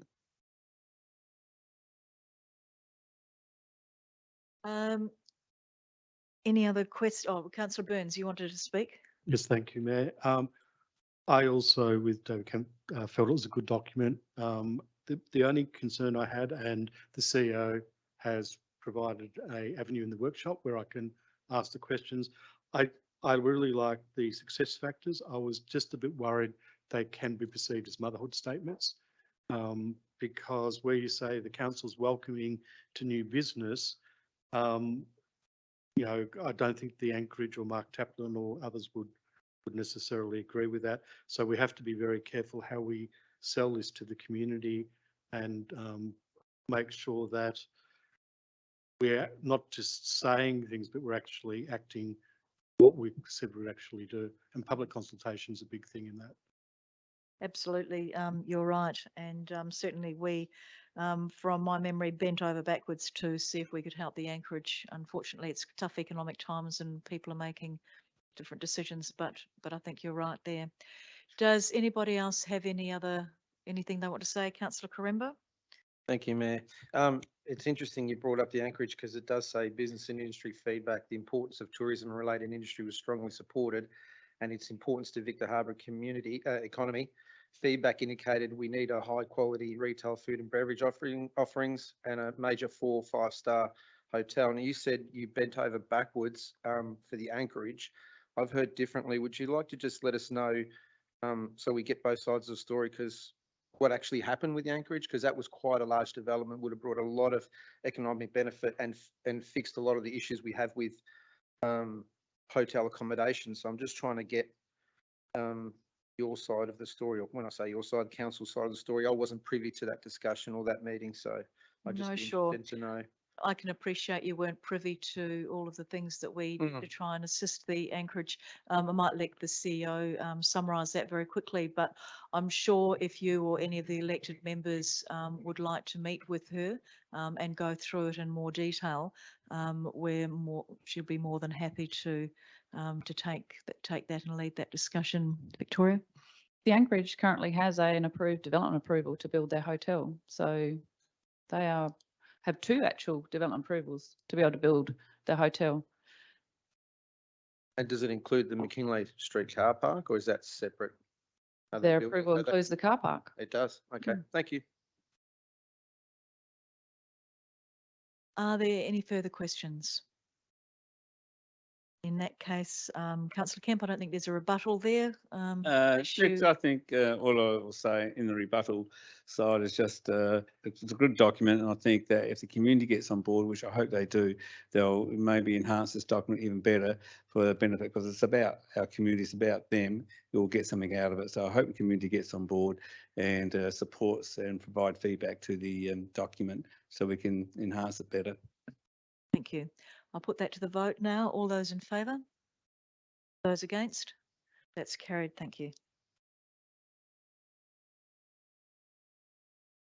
10.3 is the Victor Harbor Community Grants Program, and I'll do those recommendations on block. Councillor Schiller, you happy to move them on block? Yes, and Councillor Schofield seconding that. Do you want to speak to that, Councillor Schiller? I think any of the grants that were approved were worthy candidates, and those that were rejected for legitimate reasons, and we got a good outcome. Thank you. Councillor Schofield? Does anybody have any questions? Councillor Burns? Thank you, Mayor. Just on recommendation 2, I agree with the strategy of trying to get wider awareness of the community grants. I have been talking to Rotary and the RSL, and they're not aware of the full extent. Sporting clubs tend to be about their grants, but a lot of the community are unaware, and I think there is money there that clubs can gain. I don't understand why they're not aware of things, so it must be frustrating for council as well. But I think anything we can do to help promote and make people more aware. I mean, I see it in the paper, but I don't know why people aren't uptaking it. Yeah, I agree with you, and I think looking at a different strategy to get it out there, that there are grants, council does have money to give to community organisations that are not for profit, genuine community organisations, to help them. Then I think that's a great idea, and I was disappointed that we didn't get many more applications. Does anybody else want to speak to this? Councillor Kemp? Just a clarification question, please.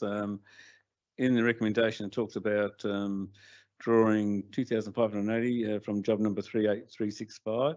So there wasn't enough money in the community grants program, or am I reading that wrong? Because the page over talks about the community grants program where you got $5,800 and plus this expenditure will only leave a small balance. So am I reading that right, that we're drawing down from another job line?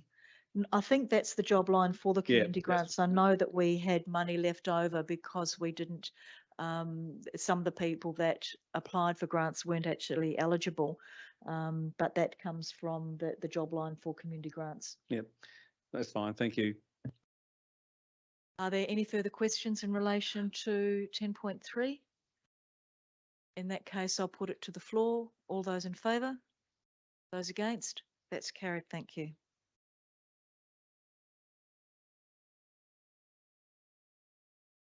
I'll just make note that every single recommendation that we've had so far in the meeting has been in a unanimous decision. I just thought that that's really interesting. There's been lots of good debate about many of the items, but I think it's great seeing council listening to each other and voting.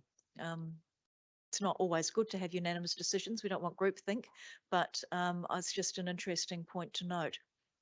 10.5 is community land revocation, public consultation. Sorry, 10.4 we're up to. I beg your pardon, I've skipped one. 10.4 is the town cry guidelines, and the recommendation is that council approves the town cry guidelines to be applied in parallel with the Victor Harbor Town Cry job description and protocols document. Would someone like to move that way? Thank you, Councillor Quinton. And do I have a seconder for that? Thank you, Councillor Henderson. Councillor Quinton, do you want to speak to that?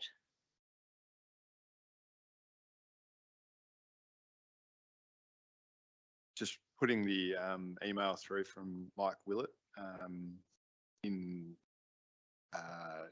comparison to the protocols does raise an interesting point, but I do think that it's important to adhere to the position description and protocols that are outlined.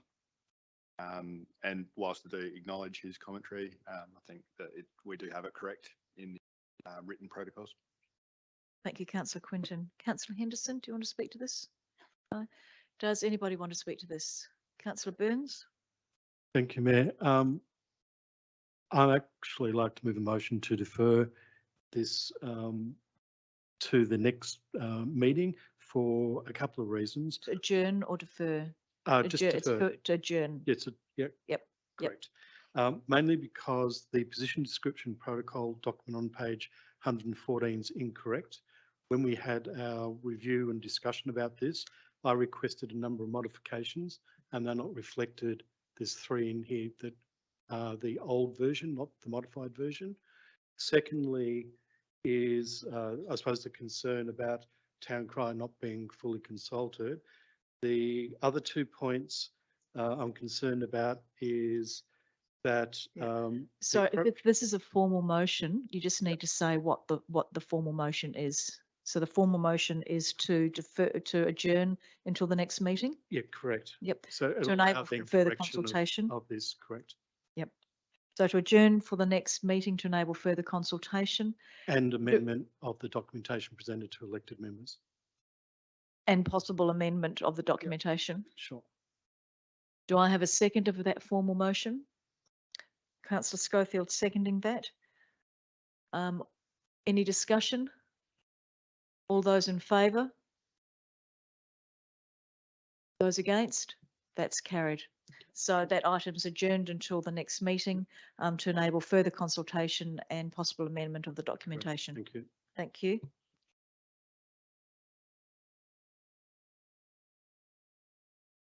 Sorry, just a query, please, Mayor Jenkins. In what form will the consultation take place? Because we just moved something to be adjourned, yet we're not quite sure as a group what we're adjourning for and what consultation will take place.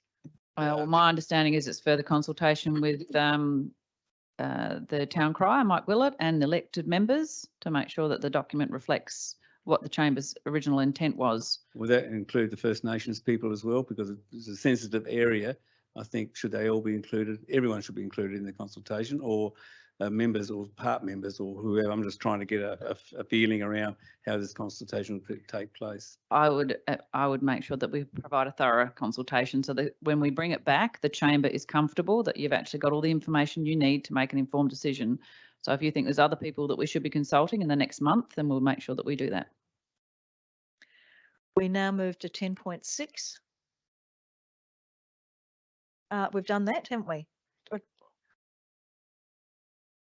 Oh, we've got, sorry, the land revocation. 10.5, which is the community land revocation public consultation. The recommendation is that council, having considered the community and stakeholder engagement findings, authorise the submission of the appropriate revocation documentation to the Minister for Local Government for consultation. Do I have someone to move that way? Thank you, Councillor Kemp. And seconded by Councillor Burns. Do either of you want to speak to that? Councillor Kemp?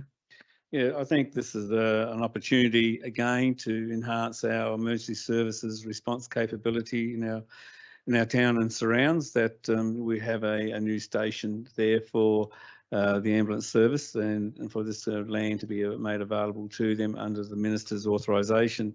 We did a public consultation. Unfortunately, the community, only a small number of people responded. So to me, that says that most of the communities must be in favour of this. So, but even the majority of people who did respond were in favour of it. So I think that it's a good step in the right direction.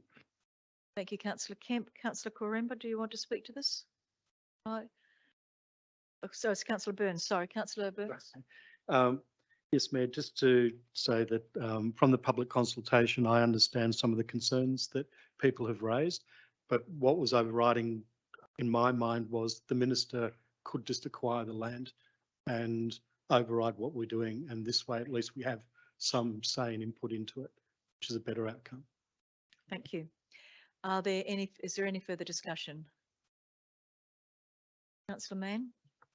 Yeah, I just guess to add to that point that was made, I think, it's recognising that there were the negative consultation towards it, and particularly by residents of that area. And I guess in terms of that difficulty in weighing up the benefits of the area, we've also got the fact that we've seen the state government compulsorily acquire land for ambulance stations around the state. So it's one of those circumstances where if you don't play ball with them, then there's also that difficulty there. So yeah, I just thought I'd raise that. Thank you, Councillor Mann. Any further discussion? Councillor Kemp, do you want to close the debate? In that case, I'll put it to the floor. All those in favour and those against? That's carried. Thank you. 10.6 and 10.7 we have already dealt with. (11) Corporate and customer services, and there are no reports.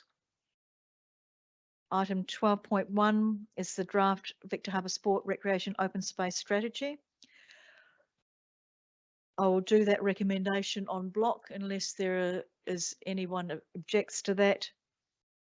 The first recommendation being that council endorse the strategy and background needs analysis and proceed to public consultation as guided by the engagement plan. And the second one is that following public consultation, a report be presented to council outlining the findings and recommendations. You're having to move that way, Councillor Schofield? And Councillor Henderson seconding that? Do you want to speak to it? Councillor Henderson? Does anybody want to speak to it? All those in favour? Those against? That's carried. Thank you. 12.2 is the speed limit review on Bay Road. I'll do that again en bloc. Council support a speed limit reduction from 60 to 50 kilometres along the full length of Bay Road, Victor Harbour. Councillor Schiller? En bloc. Yep. And the second recommendation being that council administration liaise with the Department of Infrastructure and Transport to undertake that process. Moved by Councillor Schiller, seconded by Councillor Mann. Do you want to speak to that, Councillor Schiller? Yep, I'll speak to this because I frequently cross Bay Road and play chicken quite often, so I'll be glad to see the speed limit reduced. Thank you, Councillor Schiller, and I'm sure many of our residents will as well. Councillor Mann? Yeah, thank you, Mayor Jenkins. I'll have to take the other side of this one. I think that we've had discussions over the past 4 years about various roads within Victor Harbour, and I think Bay Road's come up before as well around a speed limit review. I think we have to be very mindful of those safety implications which have been raised, and this is coming to us because one member of the community is concerned about that safety, but we also have to look at with our expanding town and the growth of our city, and once we drop the speed limits, we can't, very rarely can we go back up again. And in terms of connecting our city and the time that takes to travel from Encounter Bay or down Bay Road or through the new suburbs that are going to be further down the track as well, I think that's also an important consideration. And I don't think in this particular case, there's that merit to reduce it down to 50. And I won't be supporting this one. Thank you, Councillor Mann. Are there any further comments? Councillor Burns? Yes, thank you, Mayor. I disagree with Councillor Mann. I think that reducing the speed limit aligns it to a lot of other main streets, and whilst the traffic is only going to increase, especially with development, I think that most places now have around residential areas speed limits of 50, and I think it's not unreasonable to align with that level, so I'm supporting it. Thank you, Councillor Mann. Any further discussion? Councillor Koremba and then Councillor Mackenzie. Thank you, Mayor. Just a question. So roughly how much time do we gain by lowering it to 50 Ks versus 60 Ks? Was there a study done or anything like that? Or are we assuming a few seconds? It's not much, is it? I wouldn't have thought. I'm not sure that there's much time. I don't think there's been any study done, So- but usually around residential streets, 50 Ks. Yeah. These days, Tabernacle Road's now 50 Ks. Kathy might be able to tell you. She's the guru on speed limits and roads. Thank you, through the Mayor. So there was no study done, DIT assessed it on a safety and standards basis. Because I just think, for the sake of 10 Ks, if it saves one life, I'd gladly vote this forward. So, yeah, thanks. Councillor Mackenzie? Yeah, I'll just guess from my taking on consideration of Councillor Mann and Councillor Schiller then, if the crossing is a concern, whether reducing the safety limit will actually, reducing the speed limit would actually be a benefit in that sense, or would it be more worthwhile looking at the crossings we do have along Bay Road and putting our energy into improving them and coming up with better solutions in that sense? There has been that footpath added to the side of the road recently, which is great, but whether that and how it connects to the other side of the road is more of a formalised crossing, that could be a better solution in that sense, rather than just reducing the speed of that road. I might refer back to Kathy Hayter, who may have answered those sorts of queries before about crossings. Through the Mayor, so DIT's assessment really was around the speed of the road and the safety of not only the drivers but people pulling out of the road. So not so much around, it would have included pedestrians crossing the road and the busyness of the road, but specifically around the safety of the whole road. Yeah. Thank you. Is there any further input into the discussion? Councillor Kemp? Thank you, Mayor Jenkins. Yeah, I support a speed limit review.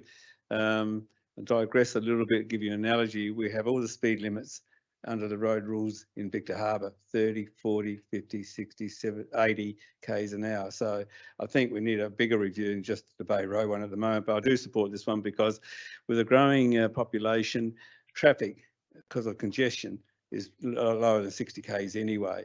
And when you go down Victoria Street, was one of the busiest streets, and go into Bay Road or Joel Germain Road, 50 k's an hour is quite fast enough. You get moved quite quickly. So I'm assuming that, general traffic flow will slow you down automatically anyway, without having speed limit changes.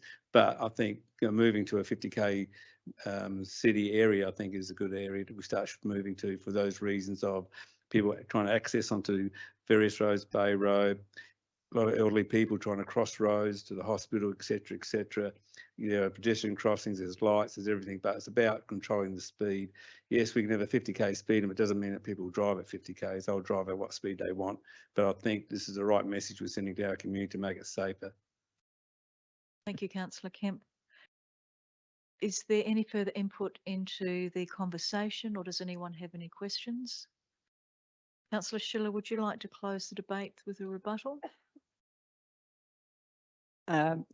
Just in comment, I don't know if I can say this, but regards to alleviating it by pedestrian crossings, the difficulty is it is a big long stretch of road, and I use that road often. And where would you pick the spots to actually place them at this point in time? So I think the speed limit, as I reiterated before, is the best answer. Thank you, Councillor Schiller. That closes the debate. All those in favour?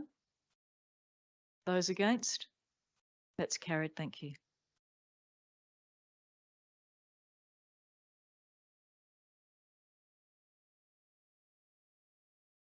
Proposed road closure and sale of unmade road reserve on Inman Valley Road. That's 12.3 we're looking at. And again, I'll do those recommendations on block. Be happy to move that way, Councillor Henderson. That council proceed with the proposed road closure. And in the event that there's no objections received from the public notification period, that the CEO and myself be authorised to sign the road process order on behalf of council. You happy to second that, Councillor Schofield? So moved, Councillor Henderson. And Schofield seconding it. Councillor Henderson, do you want to speak to that? Councillor Schofield? Look, I'll just say that it is a good idea. There's quite a few of these roads around that go through some of our rural properties that start nowhere and end nowhere. Sounds a bit thingo-y, but it'll go from one property to another. So it stays within the boundary of that particular property. And I think it's a good idea to clear some of those. Thank you, Councillor Schofield. Does anybody else want to have input into the conversation or have any questions? No, in that case, I'll put it to the vote. All those in favour? Those against? That's carried. Thank you.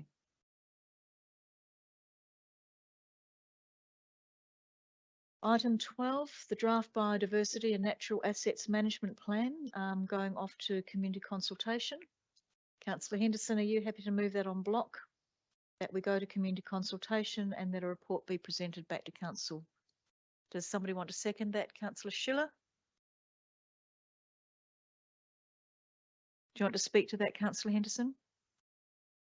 Councillor Schiller? Does anybody have any questions or want to speak to that? In that case, all those in favour?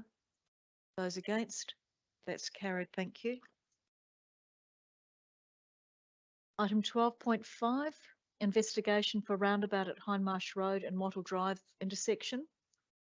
The first recommendation is that the decision at the ordinary council meeting held on Monday the 24th of April to request the Department for Infrastructure and Transport to undertake the design and installation of separate turning lanes at Wattle Drive be revoked. And the second one is that council include $85,000 in the draft capital budget for installation of separate turning lanes at Wattle Drive as recommended. Could I declare a general conflict of interest on this one and remove myself from the chamber? I live on Wattle Drive and I think it's just a little too close to home for me. Thank you, Councillor Schiller.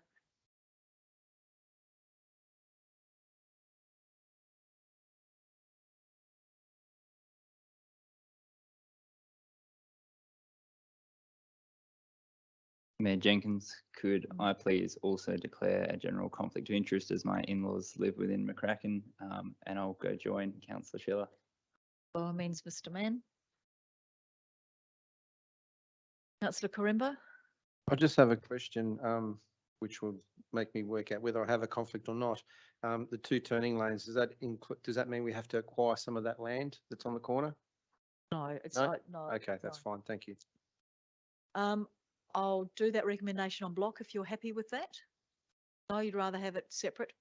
So the first recommendation is about revoking the previous decision of council. Would someone like to move that way? Councillor Kemp? And seconded by, thank you, Councillor Corimbo.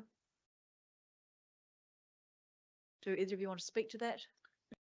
Thank you, Councillor Kemp. Thank you, Mayor Jenkins.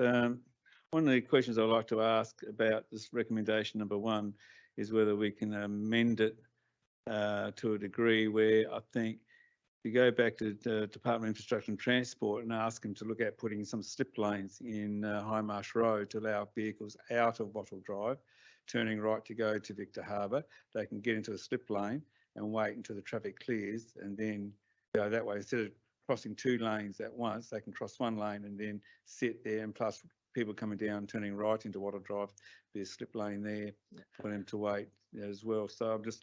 We'll still need to, even if we do that, we'll still need to revoke that previous. Yeah, okay. I just... So you could actually, if Well, I if could that amend first, it. if that first recommendation to revoke is passed, then you could actually foreshadow another recommendation to do that.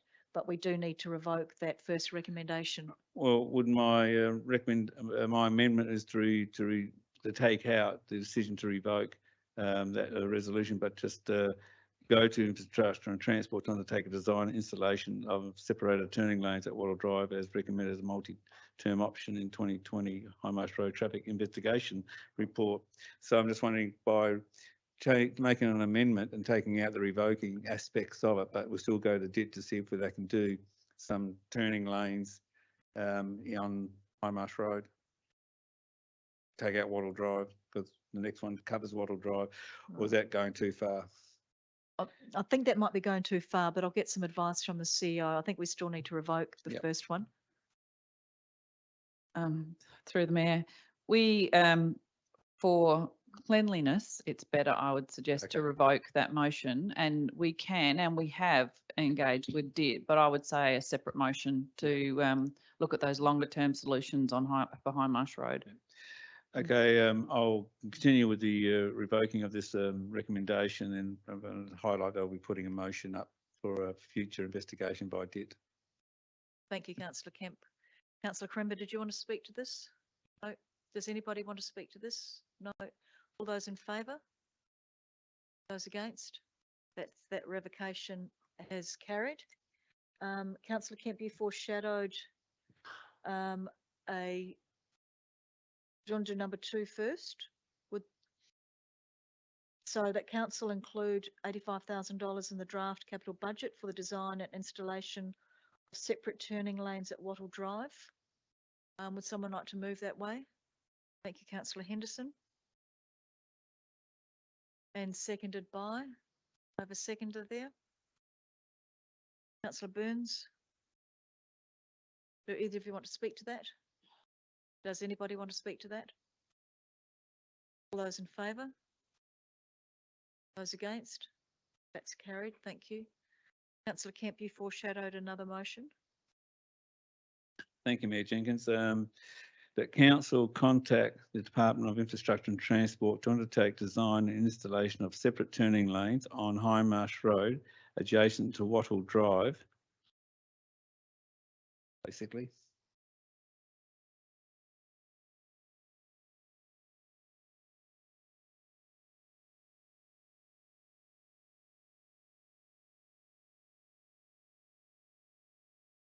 Just wait for Katie Yep, to sure. get that up so that people are clear on what they're voting on.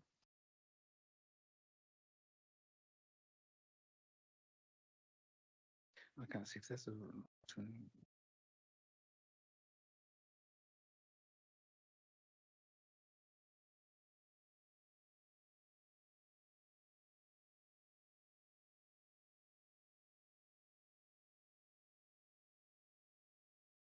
Sorry, through the mayor, Councillor Kemp, could I just ask for your qualification there? Do you mean turning lanes or do you mean slip lanes for the people coming out? Yeah, good point there. Thank you, Director Hayter. Yeah, slip lanes. There's only one is the exit slip lane from Wattle Drive, because there is a right turning lane into Wattle Drive. So it's just a exit slip lane.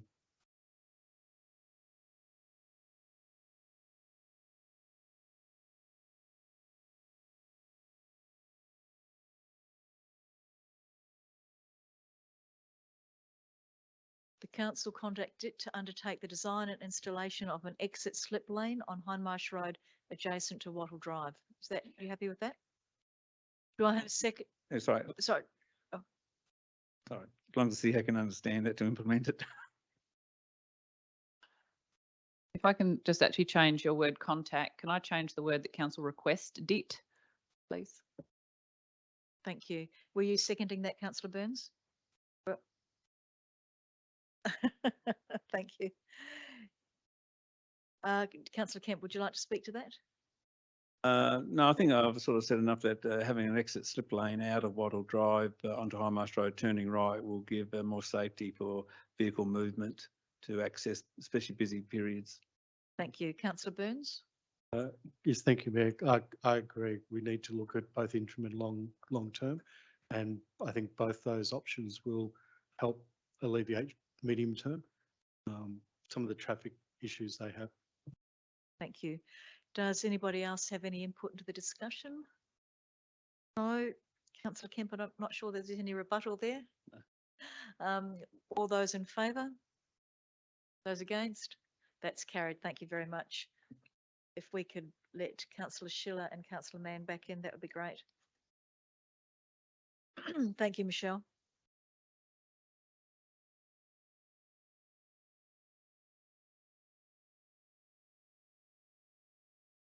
Oh, yep.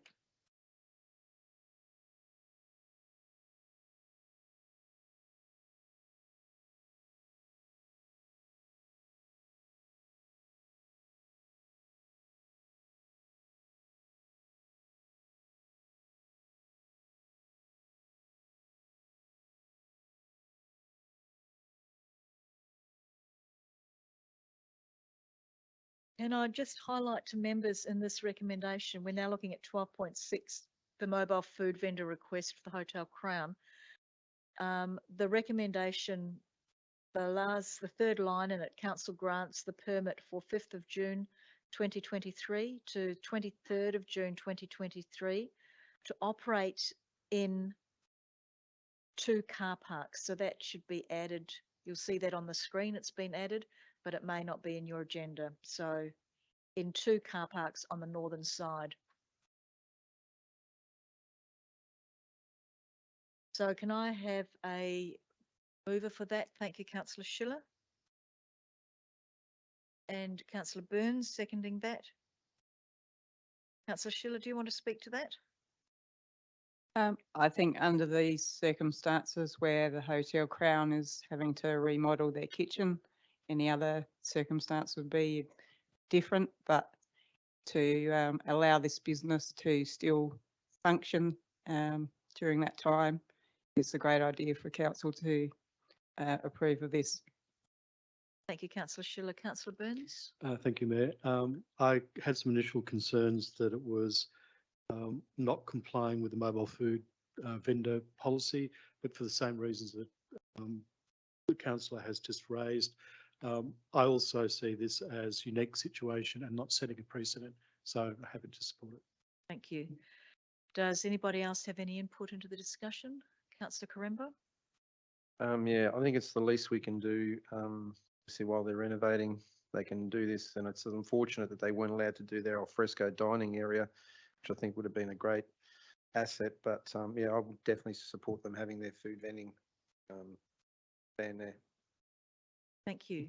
Councillor Schiller, did you want to close the debate? Although I don't think that there is anything to rebut. People seem to be pretty supportive of it. I'll put that to the floor. All those in favour? Those against? Once again, a unanimous decision. And I, totally concur with the rest of council. I think if we can support our local businesses that have gone through a hard time over the last few years, and the Crown, doing itself up. I think that's the least that we can do. So I think that's a great decision of council. We now move to 13.1, no, 12.7. Keep missing the tabs. Revocation of community land classification, which is lot 99 Hindmarsh Road, and going out to public consultation. I'll do that recommendation en bloc if people are happy with that. That council note the revocation of community land classification of the public consultation report for lot 99 Hindmarsh Road, and that council submit the documentation for the revocation of the classification of community land for the whole land parcel identified as lot 99 Hindmarsh Road. Would somebody like to move that way? Thank you, Councillor Quinton. And seconded by Councillor Burns. Councillor Quinton, would you like to speak to that? No, Councillor Burns? Thank you, Mayor. On page 214, there's reference to the stormwater outlet to the existing and fill to the existing basin. Whilst that may go out and get sold, I'm just concerned who's going to pay for the stormwater work that needs to be undertaken. As I understand, and correct me if I'm wrong, that when the original development was done, it could have been Bunnings, whatever, that was actually an option for water runoff.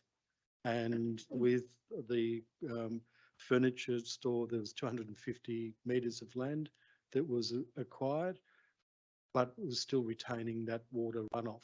And if we fill that in, then we have to look at additional costs for stormwater drainage. And I'm just concerned who's going to be paying for that. As long as it's not council, that's fine.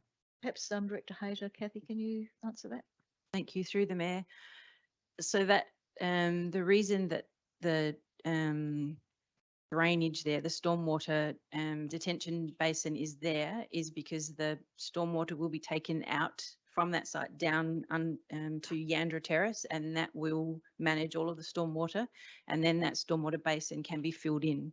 So that is what council's currently doing, or has done the design, and then in 27-28 we have the funds in our long-term financial plan already to do that stormwater works, to take all the water out to Yandra, and the basin will be filled in, and then it'll be up to council to determine what happens to that land. So the parcel of land for Wallers is just where the retaining wall is. It's not the whole basin.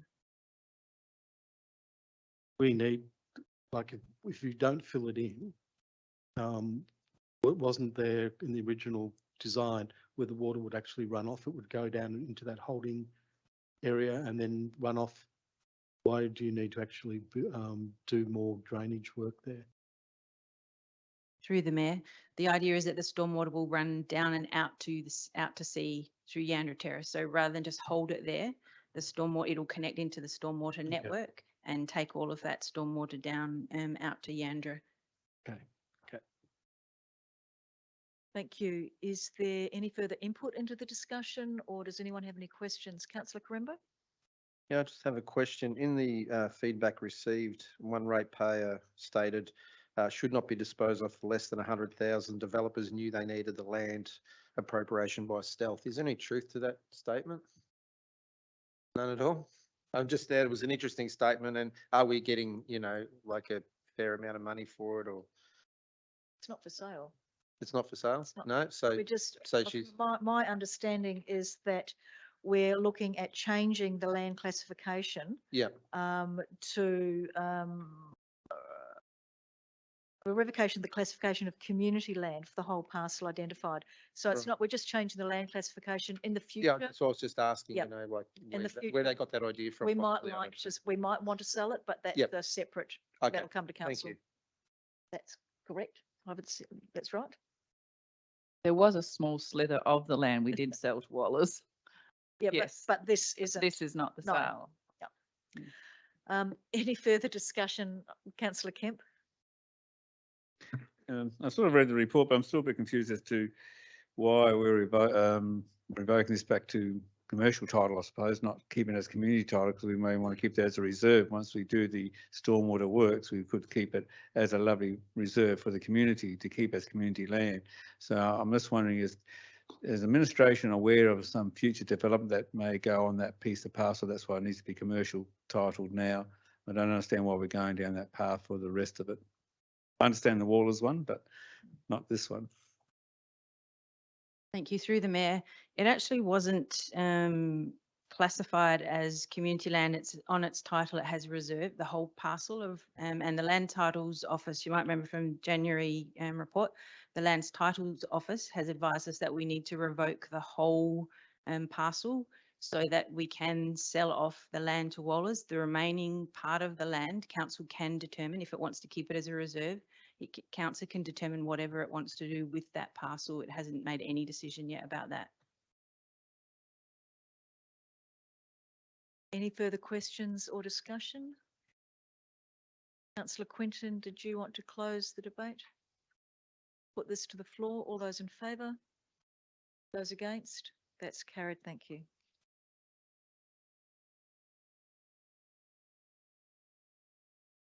We now come to minutes of the council committee meetings, and the first one is the audit committee minutes. I have someone to move that recommendation to receive and note the minutes. Councillor Kemp. Do I have a seconder for that? Thank you, Councillor McKenzie. Do either of you want to speak to those minutes? Does anybody have any questions?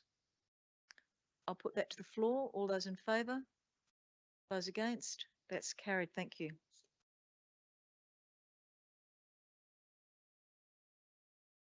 Southern Community Transport Scheme Advisory Committee. Recommendation is receiving and noting the minutes.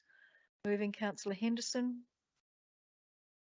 And seconding Councillor McKenzie. Either of you want to speak to those minutes? Does anybody have any questions about those minutes? All those in favour? Those against? That's carried. Thank you. 13.3, Fleurieu Regional Community Services Advisory Committee. Again, receiving and noting the minutes. Councillor Henderson moving. Do I have a seconder? Councillor Schofield. Do either of you want to speak to those minutes? Does anyone have any questions relating to those minutes? Councillor Burns. Thank you, Mayor. On page 247, there's a reference to an update to the Advanced Care Directive project. Where can I actually get details of that project? Yep. Graham will be able to provide something separately Great, to you. thank Yep. you. The reason I ask is that quite often JP services here get people coming in to actually get advanced care directives, and there used to be a program of going to retirement homes and nursing homes to assist, which I think was stopped many years ago. And I was just keen to find out more about this particular project, whether that addresses some of those community needs. Thank you. And following on from that, Councillor Burns being on the Hospital Advisory Committee, the person who was assisting with the Advanced Care Directive program has left. So I plan to actually catch up with Graham and look at what's been happening. So perhaps we could meet with him at the same time. Would be worthwhile if your EA can set that up. Thank you. Are there any other questions in relation to those minutes? If not, I'll put it to the floor. All those in favour? Those against? That's carried. Thank you. 14.1 are the subsidiary and representative reports. The first one being the Fleurieu Regional Waste Authority Business Plan, Update and Budget, and the recommendation is that Council endorse the Fleurieu Regional Waste Authority Business Plan 2021 to 24 Update and 23-24 Budget. Do I have a mover for that? Thank you, Councillor Henderson. And someone to second that? Thank you, Councillor Schofield. Do either of you want to speak to that? Does anybody have any questions or want to speak to that? Councillor Burns, then Councillor Koremba.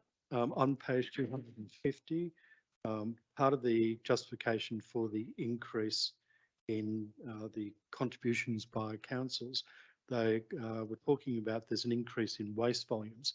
But my understanding from the presentation that occurred from the Fluoro Waste Authority is that Victor Harbour specifically, our waste volumes have gone down. Kathy?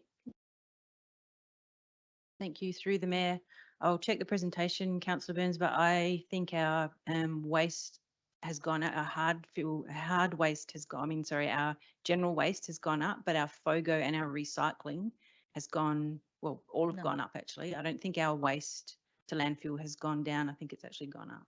Okay. Councillor Karemba, you had a question? Yeah, so they're asking for an extra contribution. Is that 12% increase? Yeah. How much of that 12% is going back to paying off the asbestos contamination issue? Do we know?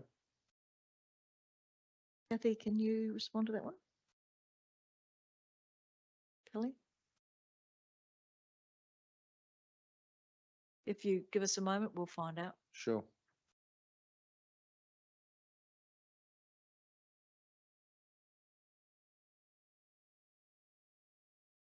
Are there any other questions while we're waiting? Yeah, so whatever that figure is, that's based on a $10 million exposure or liability that we're assuming or they presented. Is We that only have a percentage of that exposure. Yeah, yeah, so yeah, it's but I'm no, saying that, yeah. And Yep. does council know, have we been advised if there is a class action going ahead? No, we haven't. We haven't been advised? Okay. Well, no further updates than we've already received in regards to their remediation and mitigation. Yeah. So we haven't seen any additional costs. Yeah, all right, thanks. We might need to take that question on notice, councillor Karemba, and get back to you if that's all right. Okay, yeah. You- Should we then maybe defer this until we find out what that actual figure is? Because we're voting on something we don't actually even know that. Well, council had already resolved to support in 2021 the borrowings that were utilised to address the asbestos issue. Yeah. And our repayment of those borrowings over a 15-year period. Yeah. And my understanding is that a portion of the surplus that we each council receives actually goes towards our contribution to the payment of that those borrowings. Yeah. So that 12% increase, because obviously it's above CPI, that obviously doesn't include some repayment of the money, is that? You're a board member of the Fluoro. Yeah, Waste so Authority, so I've got to be careful what I ask or what I say, but I'm just asking, do we know as a council if that is something that's happening? There is, my understanding is there a portion of our repayment of Okay. those borrowings within that. Because Okay. each of the councils who had a different distribution of that $10 million Yeah. has had different percentage increases as Yeah. part of FRAWA's increase in their budget. Yeah. My understanding, KI and Yankalil were less than and Victor Harbour. Alexandrina was 13%. They have all endorsed their contributions. Yeah, because I just remember Simon Grenfell coming in and telling us that the 12% was based on fuel and tyres and other expenses. I just would like to see, or I think potentially the chamber would like to see what that breakdown actually is. Yeah, you would have endorsed the budget as a member or as a FRAWA. Well, I can't board. say whether I did or not because it's all in confidence. The FRAWA board has obviously endorsed the budget because it's come to council. Yeah, So I wasn't at the last meeting, so Karen has that answer for you. She's found it. thank you. Thank you. Through the Mayor. The information that has come to council is exactly as per the board endorsement, so you will be able to go through your papers. Sure. So the interest repayments on the loan for the asbestos project will be 55,000 for the coming financial year. So that, and then the actual principal repayments are 257,000. So it is an increase of around, my calculations are about 55,000 more compared with this year. Okay, thanks. Are there any further questions or any further input into the discussion? Sorry, Kathy, you want to? Sorry, through the mayor, I was just going to answer Councillor Burns' question about the waste totals. All right. So I'm just looking at Simon's presentation here that he made to elected members in terms of curbside waste statistics. So he was comparing the June to March 2022 to 2023, and curbside waste, general waste has gone up by 5%, organics up by 19%, and recycling up by 13%. So all categories collected from through curbside waste have gone up. Discussion I recalled now while you were talking was the reduction in the contribution that Victor Harbor Council have to make, and it was explained that that was because of a reduction in the amount of waste that Victor Harbor is sending. So therefore our reduction went down to 30% from 33%. Through the mayor, I can add it's a little bit extra onto Kathy's, and in response to your question, we have also increased our service, like our servicing areas for things like green organics and the summer collection trials. So we are actually collecting, like doing more collections for our community too. And sorry, just to take the opportunity to answer another thing that Councillor Karemba asked around the 12% increase.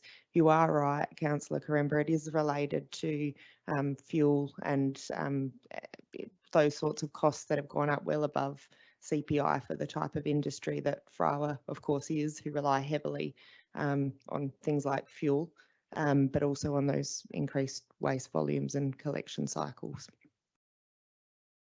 Thank you. Councillor Kemp, you had a question or wanted to say, contribute. Yes, thank you, Mayor Jenkins. I'm not supporting this recommendation. I think $163,541 increase to council's contribution is far excessive of CPI. And I think, like every other organisation, we all have to be restrictive to how we do things. Yes, costs are rising. We just have to manage better. And I think that a CPI rise for the would be more affordable for our council compared to what they're asking for. So that's why I will not support this. I think a CPI increase would be much better than 12%. Thank you, Councillor Kemp. Excuse me. Beg your pardon. Does anybody else want to contribute to this discussion? Councillor Mann. Thank you, Mayor Jenkins. Yeah, I definitely appreciate where Councillor Kemp's coming from, and I guess I share some of that view as well. I guess in endorsing what this is in terms of their authority's business plan from 2021 to 2024, I guess even if we do endorse it, it doesn't necessarily commit council or mean that we will fund the authority in terms of what they are asking for with respect to that 12%. That's part of that budget discussion for us to still have. Just to point fellow elected members out to, I guess, the 12% as well. My understanding, and administration can correct me if I'm wrong, but in our draft annual budget that we put out to the community, that was based on a 6% increase from Frawa, and then they've come back with the 12%. So already our 6.2 rate rises, I don't know, probably somewhere up between 6.8 or around that area, so, prior to us even doing anything. So it's a pity we didn't have that 12% prior to going out to that consultation, and that'll be part of the thing that needs to be explained. But I think this is a good opportunity to specifically highlight to fellow elected members and around these are the costs at the moment for the services we're operating, and looking at 12% rate rise because of the type of industry and the costs associated. But we've also been having discussions about hard waste collection, and that's something the community is in favour of, but that again would be something that we very much need to look closely at, because there would be considerable costs associated with that to add that to Frawa's capability and capacity, and again that would be increasing rates to compensate for that. And at the moment our general pick up the rubbish and the services that we're providing is a 12% increase this year. So I think it's very important for us to be mindful of that in future discussions, and I guess potentially in supporting what they've put up at the time being, whether again that support relates or comes back in terms of the budget and what we provide them then, I guess that's another discussion to be had. Thank you, Councillor Mann. Is there any further input from other elected members? Councillor Henderson, do you want to close the debate? I'll put that motion to the floor then, that recommendation rather to the floor. Those in favour? And those against? That's carried, thank you.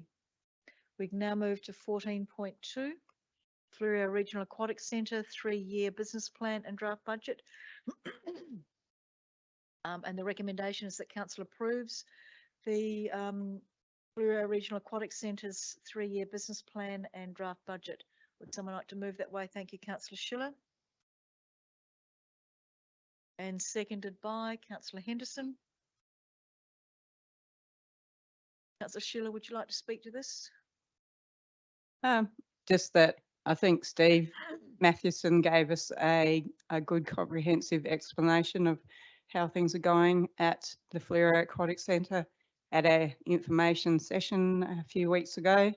I'd like to commend our board and our acting executive officer. We've been doing a lot of work behind the scenes, and I think the 3-year plan and the budget is a reflection of our charter and is conservative and prudent. Thank you, Councillor Schiller. Councillor Henderson? Oh, does anybody have any questions? Councillor Burns, Councillor Corimba? Yes, Mayor. I've got concerns about reading the 3-year plan. There's nothing in there to address the issues, the energy cost issues, the other issues that have been identified, and I would have thought that would have been in the business plan. I'm also interested in the CEO's report after going out reviewing there and what the costs are to rectify that. Now, again, that may have been in Simon's update report, which I wasn't here to get. And if it is, I'm happy to read that report to go through. So, If I yeah, may, through the mayor, it was Stephen Mathewson was the chair who actually did the update. Okay. Together with Kelly Knight Stacey. Okay. So in terms of the review, so we've got until the end of June to actually provide that. We're looking to provide some information back to the board. And that's only looking at the executive structure in terms of the executive officer and the current charter, not the actual operations of the pool itself. They're actually currently out for tender for solar installations, which is going to address the energy issues. It's one of the biggest challenges of the centre. So those matters are currently actually happening. So I'm not sure on the time frame of the return on those tenders. Kelly, you can probably enlighten me on that one. But they're actually out for tender as we speak. And that's, that's one of their major challenges is around the solar. So it's actually being addressed now. Okay, but it's unusual for a business plan not to address that. There are other concerns, structural degradation from and looking at the heat dissipation issues of the pool and other areas that I understand they've got a number of challenges, how they're going to address the cafe losses, the swimming lesson issues and others. So I'm not aware of those issues. You obviously have more information than we're aware of. So they've got some minor maintenance structural issues which they're being addressed. But they're not in their business plan or their budget, unless they've bundled them in. There are some minor capital repairs in the current budget, but there's no major infrastructure capital, because if there was the case, we would see those, but I understand there's only some minor capital issues being addressed. For the energy, which is about $500,000 a year, which makes up the majority of their operational losses, is identified within the budget somewhere. Or their business. Kelly can answer that, but again, it's not operational losses. So through the mayor, so the loss of the aquatic centre is actually it's a deficit by non-funded depreciation. So councils, the constituent councils made a decision to not fund depreciation about a year into the operations of the centre, and so the deficit is actually equal to that depreciation figure. So rather than provide a cash contribution for the depreciation, the councils do a book entry for an adjustment or reduction in equity. So that's what the actual deficit is. The amount that the councils contribute cover in full, essentially, the authority and the management costs of the operations. So And in terms of just going back to the solar, there isn't anything in the budget at this point because we don't know what we're looking at. It's a fairly broad scope that's gone out. We would need, well, the authority would need to come back to the constituent councils to get authorisation to move that project forward. which will be an additional, potentially additional cost. It- Councils would have to.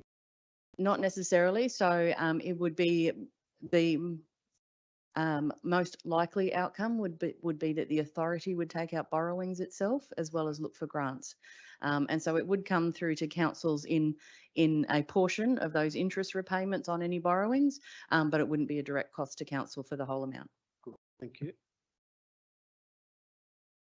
Councillor Corimbo? Thank you, Mayor. Our contribution is 467,000, cash contribution 1,000. Is that roughly about right? So I'm resigned to the fact that this is going to be a loss-making venture, and that's okay. I'm just trying Sorry, a to. loss-making venture, Well, it loses money. Like, we have to contribute money. It doesn't fund itself. like the library. Yeah, like the Yep, library. yep. Yeah. So I'm just wondering, is there a figure that we get to say, okay, now it's just costing too much? Do we have that? You know, if it continuously loses money, do we have because obviously there's the horse-drawn cart, there's potentially the Arts and Cultural Centre, there's also the sporting precinct. I'm just trying to get an library. idea of where these losses combined are. Absolutely, Councillor Corimbo, Yeah. through the Mayor, if I may. So the business case for the Fleurieu Regional Aquatic Centre always identified there would be a contribution required by the constituent councils. If it was a money-making facility, there would be a private company out there actually running it. The whole idea is to make sure that we try to find ways to reduce those contributions. Obviously, it turns over and has an income of near on $2 million by its participation. And yes, the councils are required to contribute additional costs. Mayor's example is the libraries are a prime example. And yes, all our facilities, whether it's the Arts and Cultural Precinct, the Recreation Precinct, the Horse Tram Authority, which is now actually on 77% of its own income source. Again, our methodology is to ensure that those facilities or subsidiaries try to generate their own income. But there are certain services that we provide as a local government that aren't available through private sector, and that's what rates and taxes are to subsidise. But where we can, find efficiencies. Yeah, I appreciate that. I'm just saying because we're looking at a over 6% rate increase and things aren't going to get any easier over the next year or two. So where, you know, if things do go south and we have to keep contributing more money to these things, at what point do we have a line? Like, you know, if I'm budgeting myself, I say, well, I make $1,400 a week.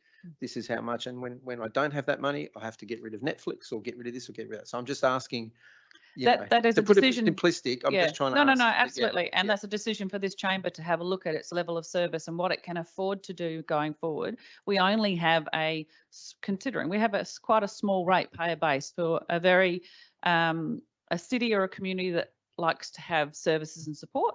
The example you're using with the Fleurieu Regional Aquatic Centre, because that's the item we're on, they are looking at their fees and charges. They may have to increase fees and charges. They may have to look at other ways in which they can generate other forms of income.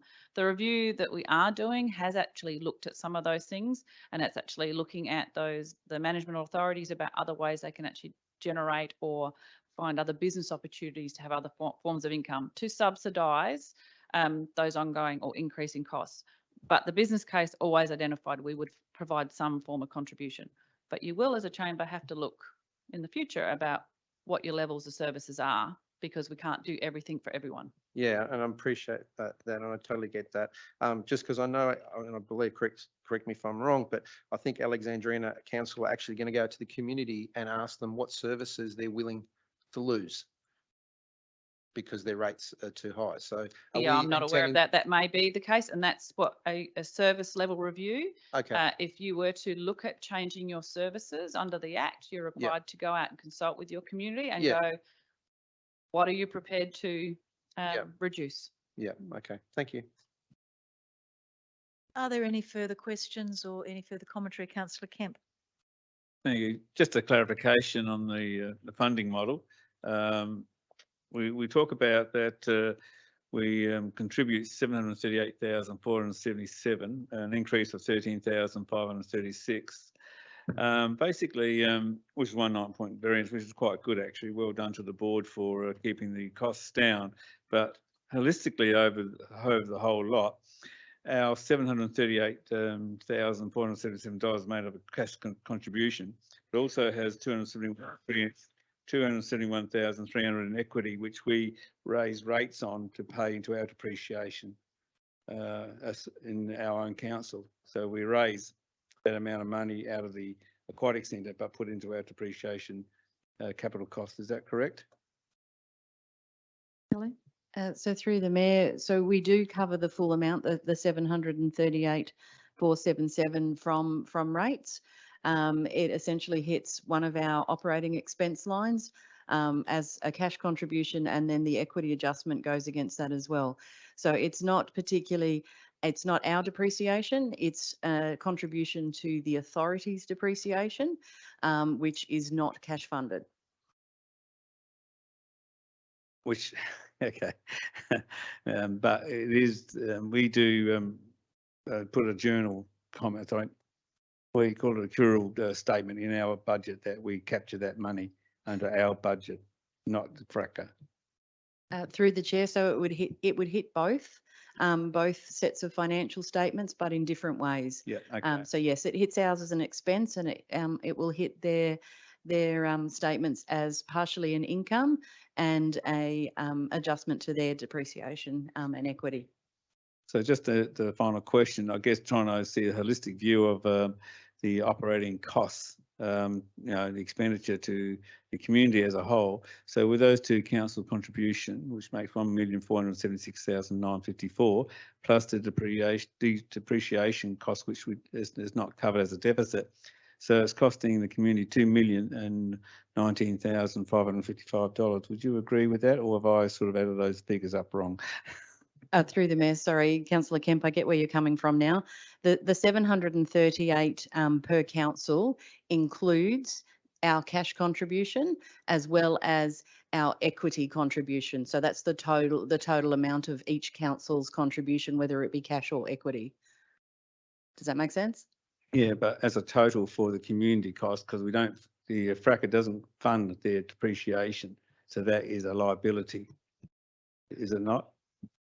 So what that does is actually write down the equity or the capital within the facility, and it's not a cost to the community. It's purely a book entry.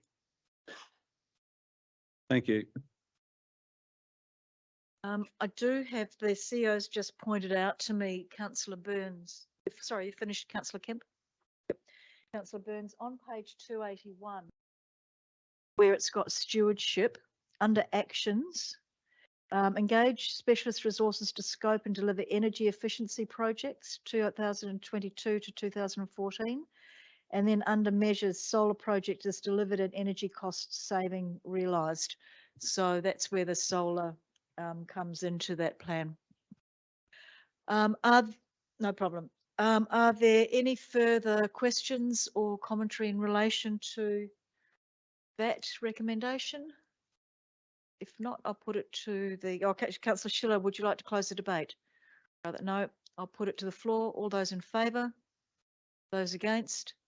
That's carried. Thank you. We now move to 14.3, which is the Horse Tram Authority Budget Review.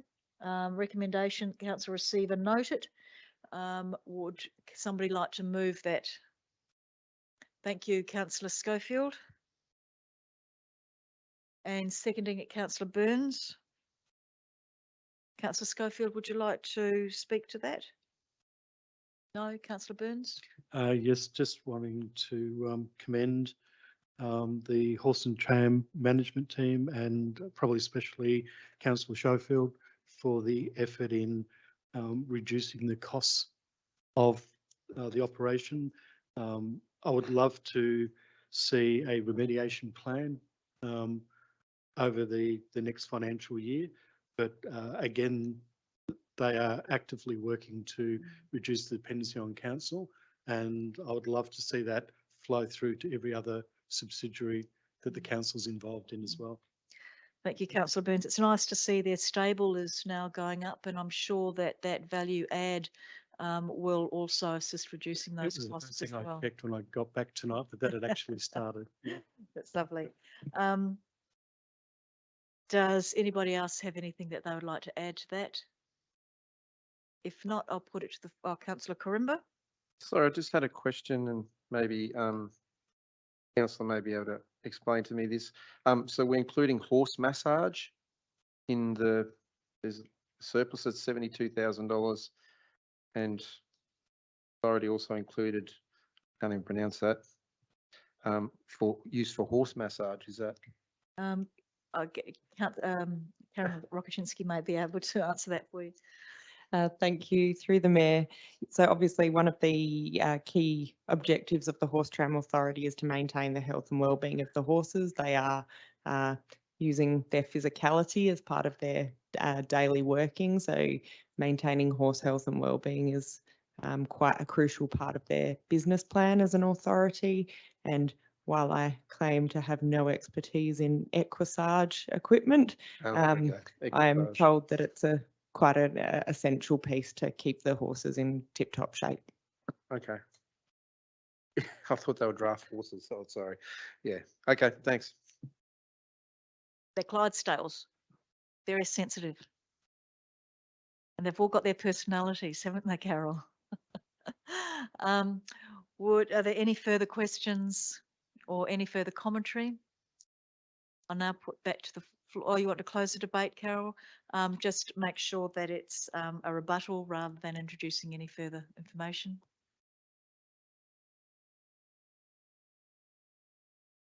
It was just some exciting news about the horses, so I won't put it up.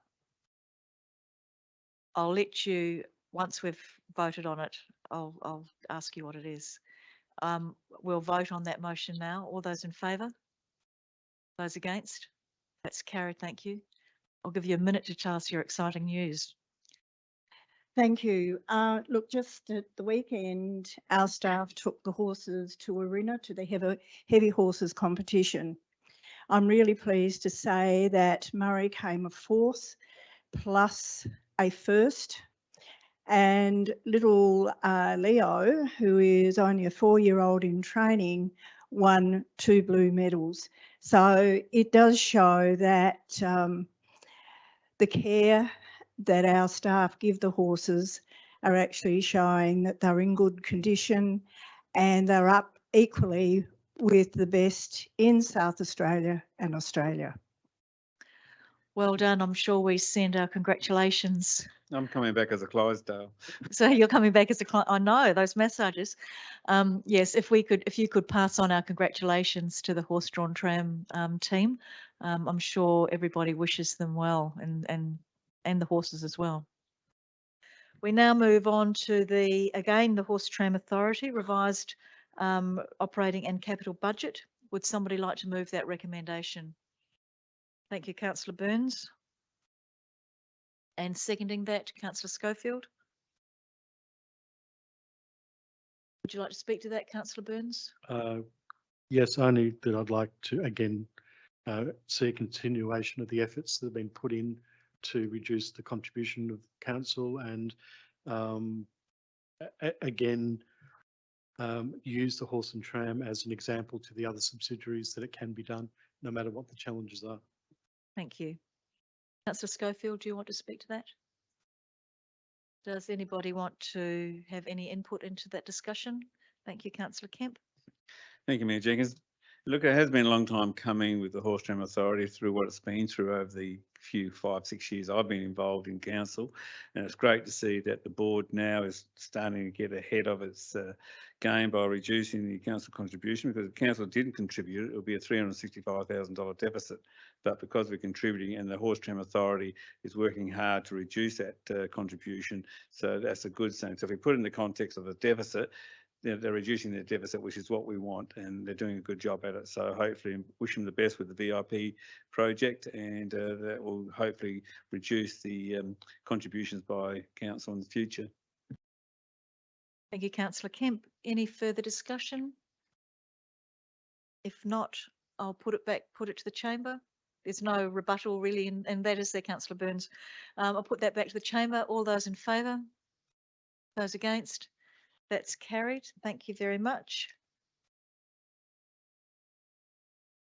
And there's no matters of urgency. There are no questions on notice. Are there any questions without notice? Councillor Karemba and councillor Kemp.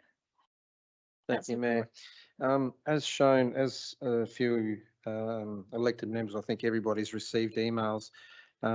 Just wondering what knowledge the administration had of an alleged RV park that is conducting business in Inman Valley area without proper planning approval, potentially exposing neighbours to fire hazards. And also this RV park is suggesting using the Keene Road Bridge as an access point. Did administration have any knowledge prior to these emails? No. None? Okay. Is there an investigation going on regarding that? Because it seems like quite an important thing. Through the mayor, there's not an investigation required. The proponent is required to put in a development application, which they are doing. And like many developments, or some, not many, I should say, some developments, unless actually someone raises it for council's attention, we're not aware of them. And there is a retrospective approval that can be put in place, and that is occurring. Okay. Another question regarding the EBA negotiations. Who was the representative, or who was representing the community during these EBA negotiations? There is no community representative. No, I'm saying who at the administration negotiated the EBA? Was that done by administration or was that done by someone else? Yes, no, it's done by, I have representatives that sit on there, part of the executive team. Okay. Depends on which enterprise agreement. So there is different staff for different agreements. So staff representation, union representation and executive representation. Okay, the one regarding the staff, the one we're about to get is it 8.6%? They're both regarding staff. So the Okay. Australian Services Union, which is our outside workforce, Yeah. I believe had, the Graham, Kathy and Karen were on both the Australian Services Union and the Australian Workers Union. Okay. If by chance the EBA had actually reflected what the Australian Chamber of Commerce wage increase of 4%, what would that actually have looked like in regards to our rate increase? How much would that have reduced our rate increase by? I'm not able to give you that information. I don't know it off the top of my head. Can Looking you at take our that on wages. notice? Yeah. Thank you. One other question. Recent emails between yourself and myself regarding the Narrandjeri Aboriginal Corporation. You said something about you're discussing a fee-for-service funding arrangement with the Narrandjeri Aboriginal Corporation. Can you go into more what that means? Does it have any budgetary implications? Potentially, yes, but it's actually stalled. So the 5 councils that sit within the Narrandjeri Nation, Yep. which Murray Bridge, Alexandrina, Coorong, Victor Harbour, I think there's another one. So there's 5 councils that sit within the Narrandjeri Nation. There is, if we're required to have any Indigenous representation on a site for monitoring of a site through development or any advice through native title, the 5 councils were looking to negotiate with the Narrandjeri Nation, Narrandjeri Aboriginal Corporation, about a consistent fee structure across all councils, so there wasn't different fees for different councils. Yep. We'd got to the stage where we'd met with elders and the 5 council CEOs had met with the elders and we'd had drafted up an agreement. But since I have been away, nothing has occurred in that time.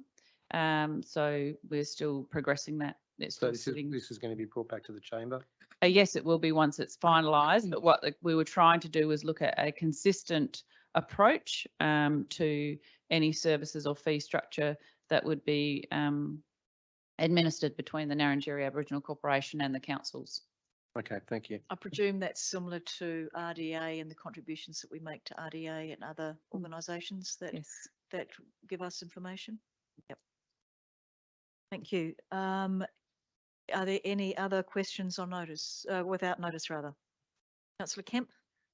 Yeah, thank you, Mayor Jenkins. Just a question on terminology. So I was on the understanding when a mover speaks first and then has a right of reply at the end of the discussion. You're using the term rebuttal now. That has a certain meaning about it, but also I've thought that the right of reply is to reinforce what you spoke about originally, not actually rebuttal was about, to me, is disputing against what other members have said. So if I want to speak to my motion again and reinforce the summary key points of the motion as to why I moved it, but a rebuttal doesn't allow you to do that. I'm just wondering what's the right terminology to use for a response, a reply by the mover. A rebuttal can be both of those things, Councillor Kemp. So a rebuttal can be saying why you don't agree with somebody who's spoken against the motion and reinforcing what you have said with the motion. I've been asking for the last number of months and reminding members that when they close a motion, if they are doing the recommendation, that it's not to introduce any more new material. That hasn't happened necessarily. New material has often been introduced. So what I've done is I've changed my terminology to, if you've got a rebuttal, which actually means you can either rebut or you can say, reinforce your saying. But it's a nice way that I don't have to interrupt people halfway through what they're saying and saying, oh, sorry, no further information. And I think it means that elected members know the way that it goes. So I'm trying to reinforce in a gentle way the proper meeting procedures in relation to closing debate. Likewise, you would have seen me, heard me tonight talk about, has anybody got any input into the discussion? We can debate, but talking about discussing an issue, I think, is much friendlier than debate, the word debate, which has connotations of one person against another person. Whereas around the table, we're discussing issues. We may have different points of view, but I'd ask people to have input into the discussion, whatever your point of view might be, and then the mover has had the opportunity to rebut. So that's why I've changed my terminology, just to try and make it a little bit more cohesive in the way that we do things around here. Thank you for that. Second question I have is, we're reviewing our meeting procedures coming up. I believe we have to give feedback by the 6th of June, if I'm correct. That's right. Are we going to have a workshop to actually debate and discuss that? And is that been planned yet? I know there's a workshop on the 7th and there's a workshop on the 14th. I know there's lots of workshops in June. I'm not sure which one it's coming to. I would assume it's the 14th. Yeah, we can look it up, but yes, it will be coming back to a workshop. Yeah. And so far, Kyla only has had one response to that. She posted out again last week another copy of the meeting procedures and some options or some suggestions for people if they wanted to change different parts. But she said she'd only had one response. So I'd encourage you, if you do want to look at meeting procedures, to get a response to her before that date. 7th of June. Any more questions without notice? There are no motions on notice. Are there any motions without notice? There are no confidential items, so I'm happy to announce the meeting closed at 8:10. Drive safely home, everybody, and thanks for a great discussion. Great meeting.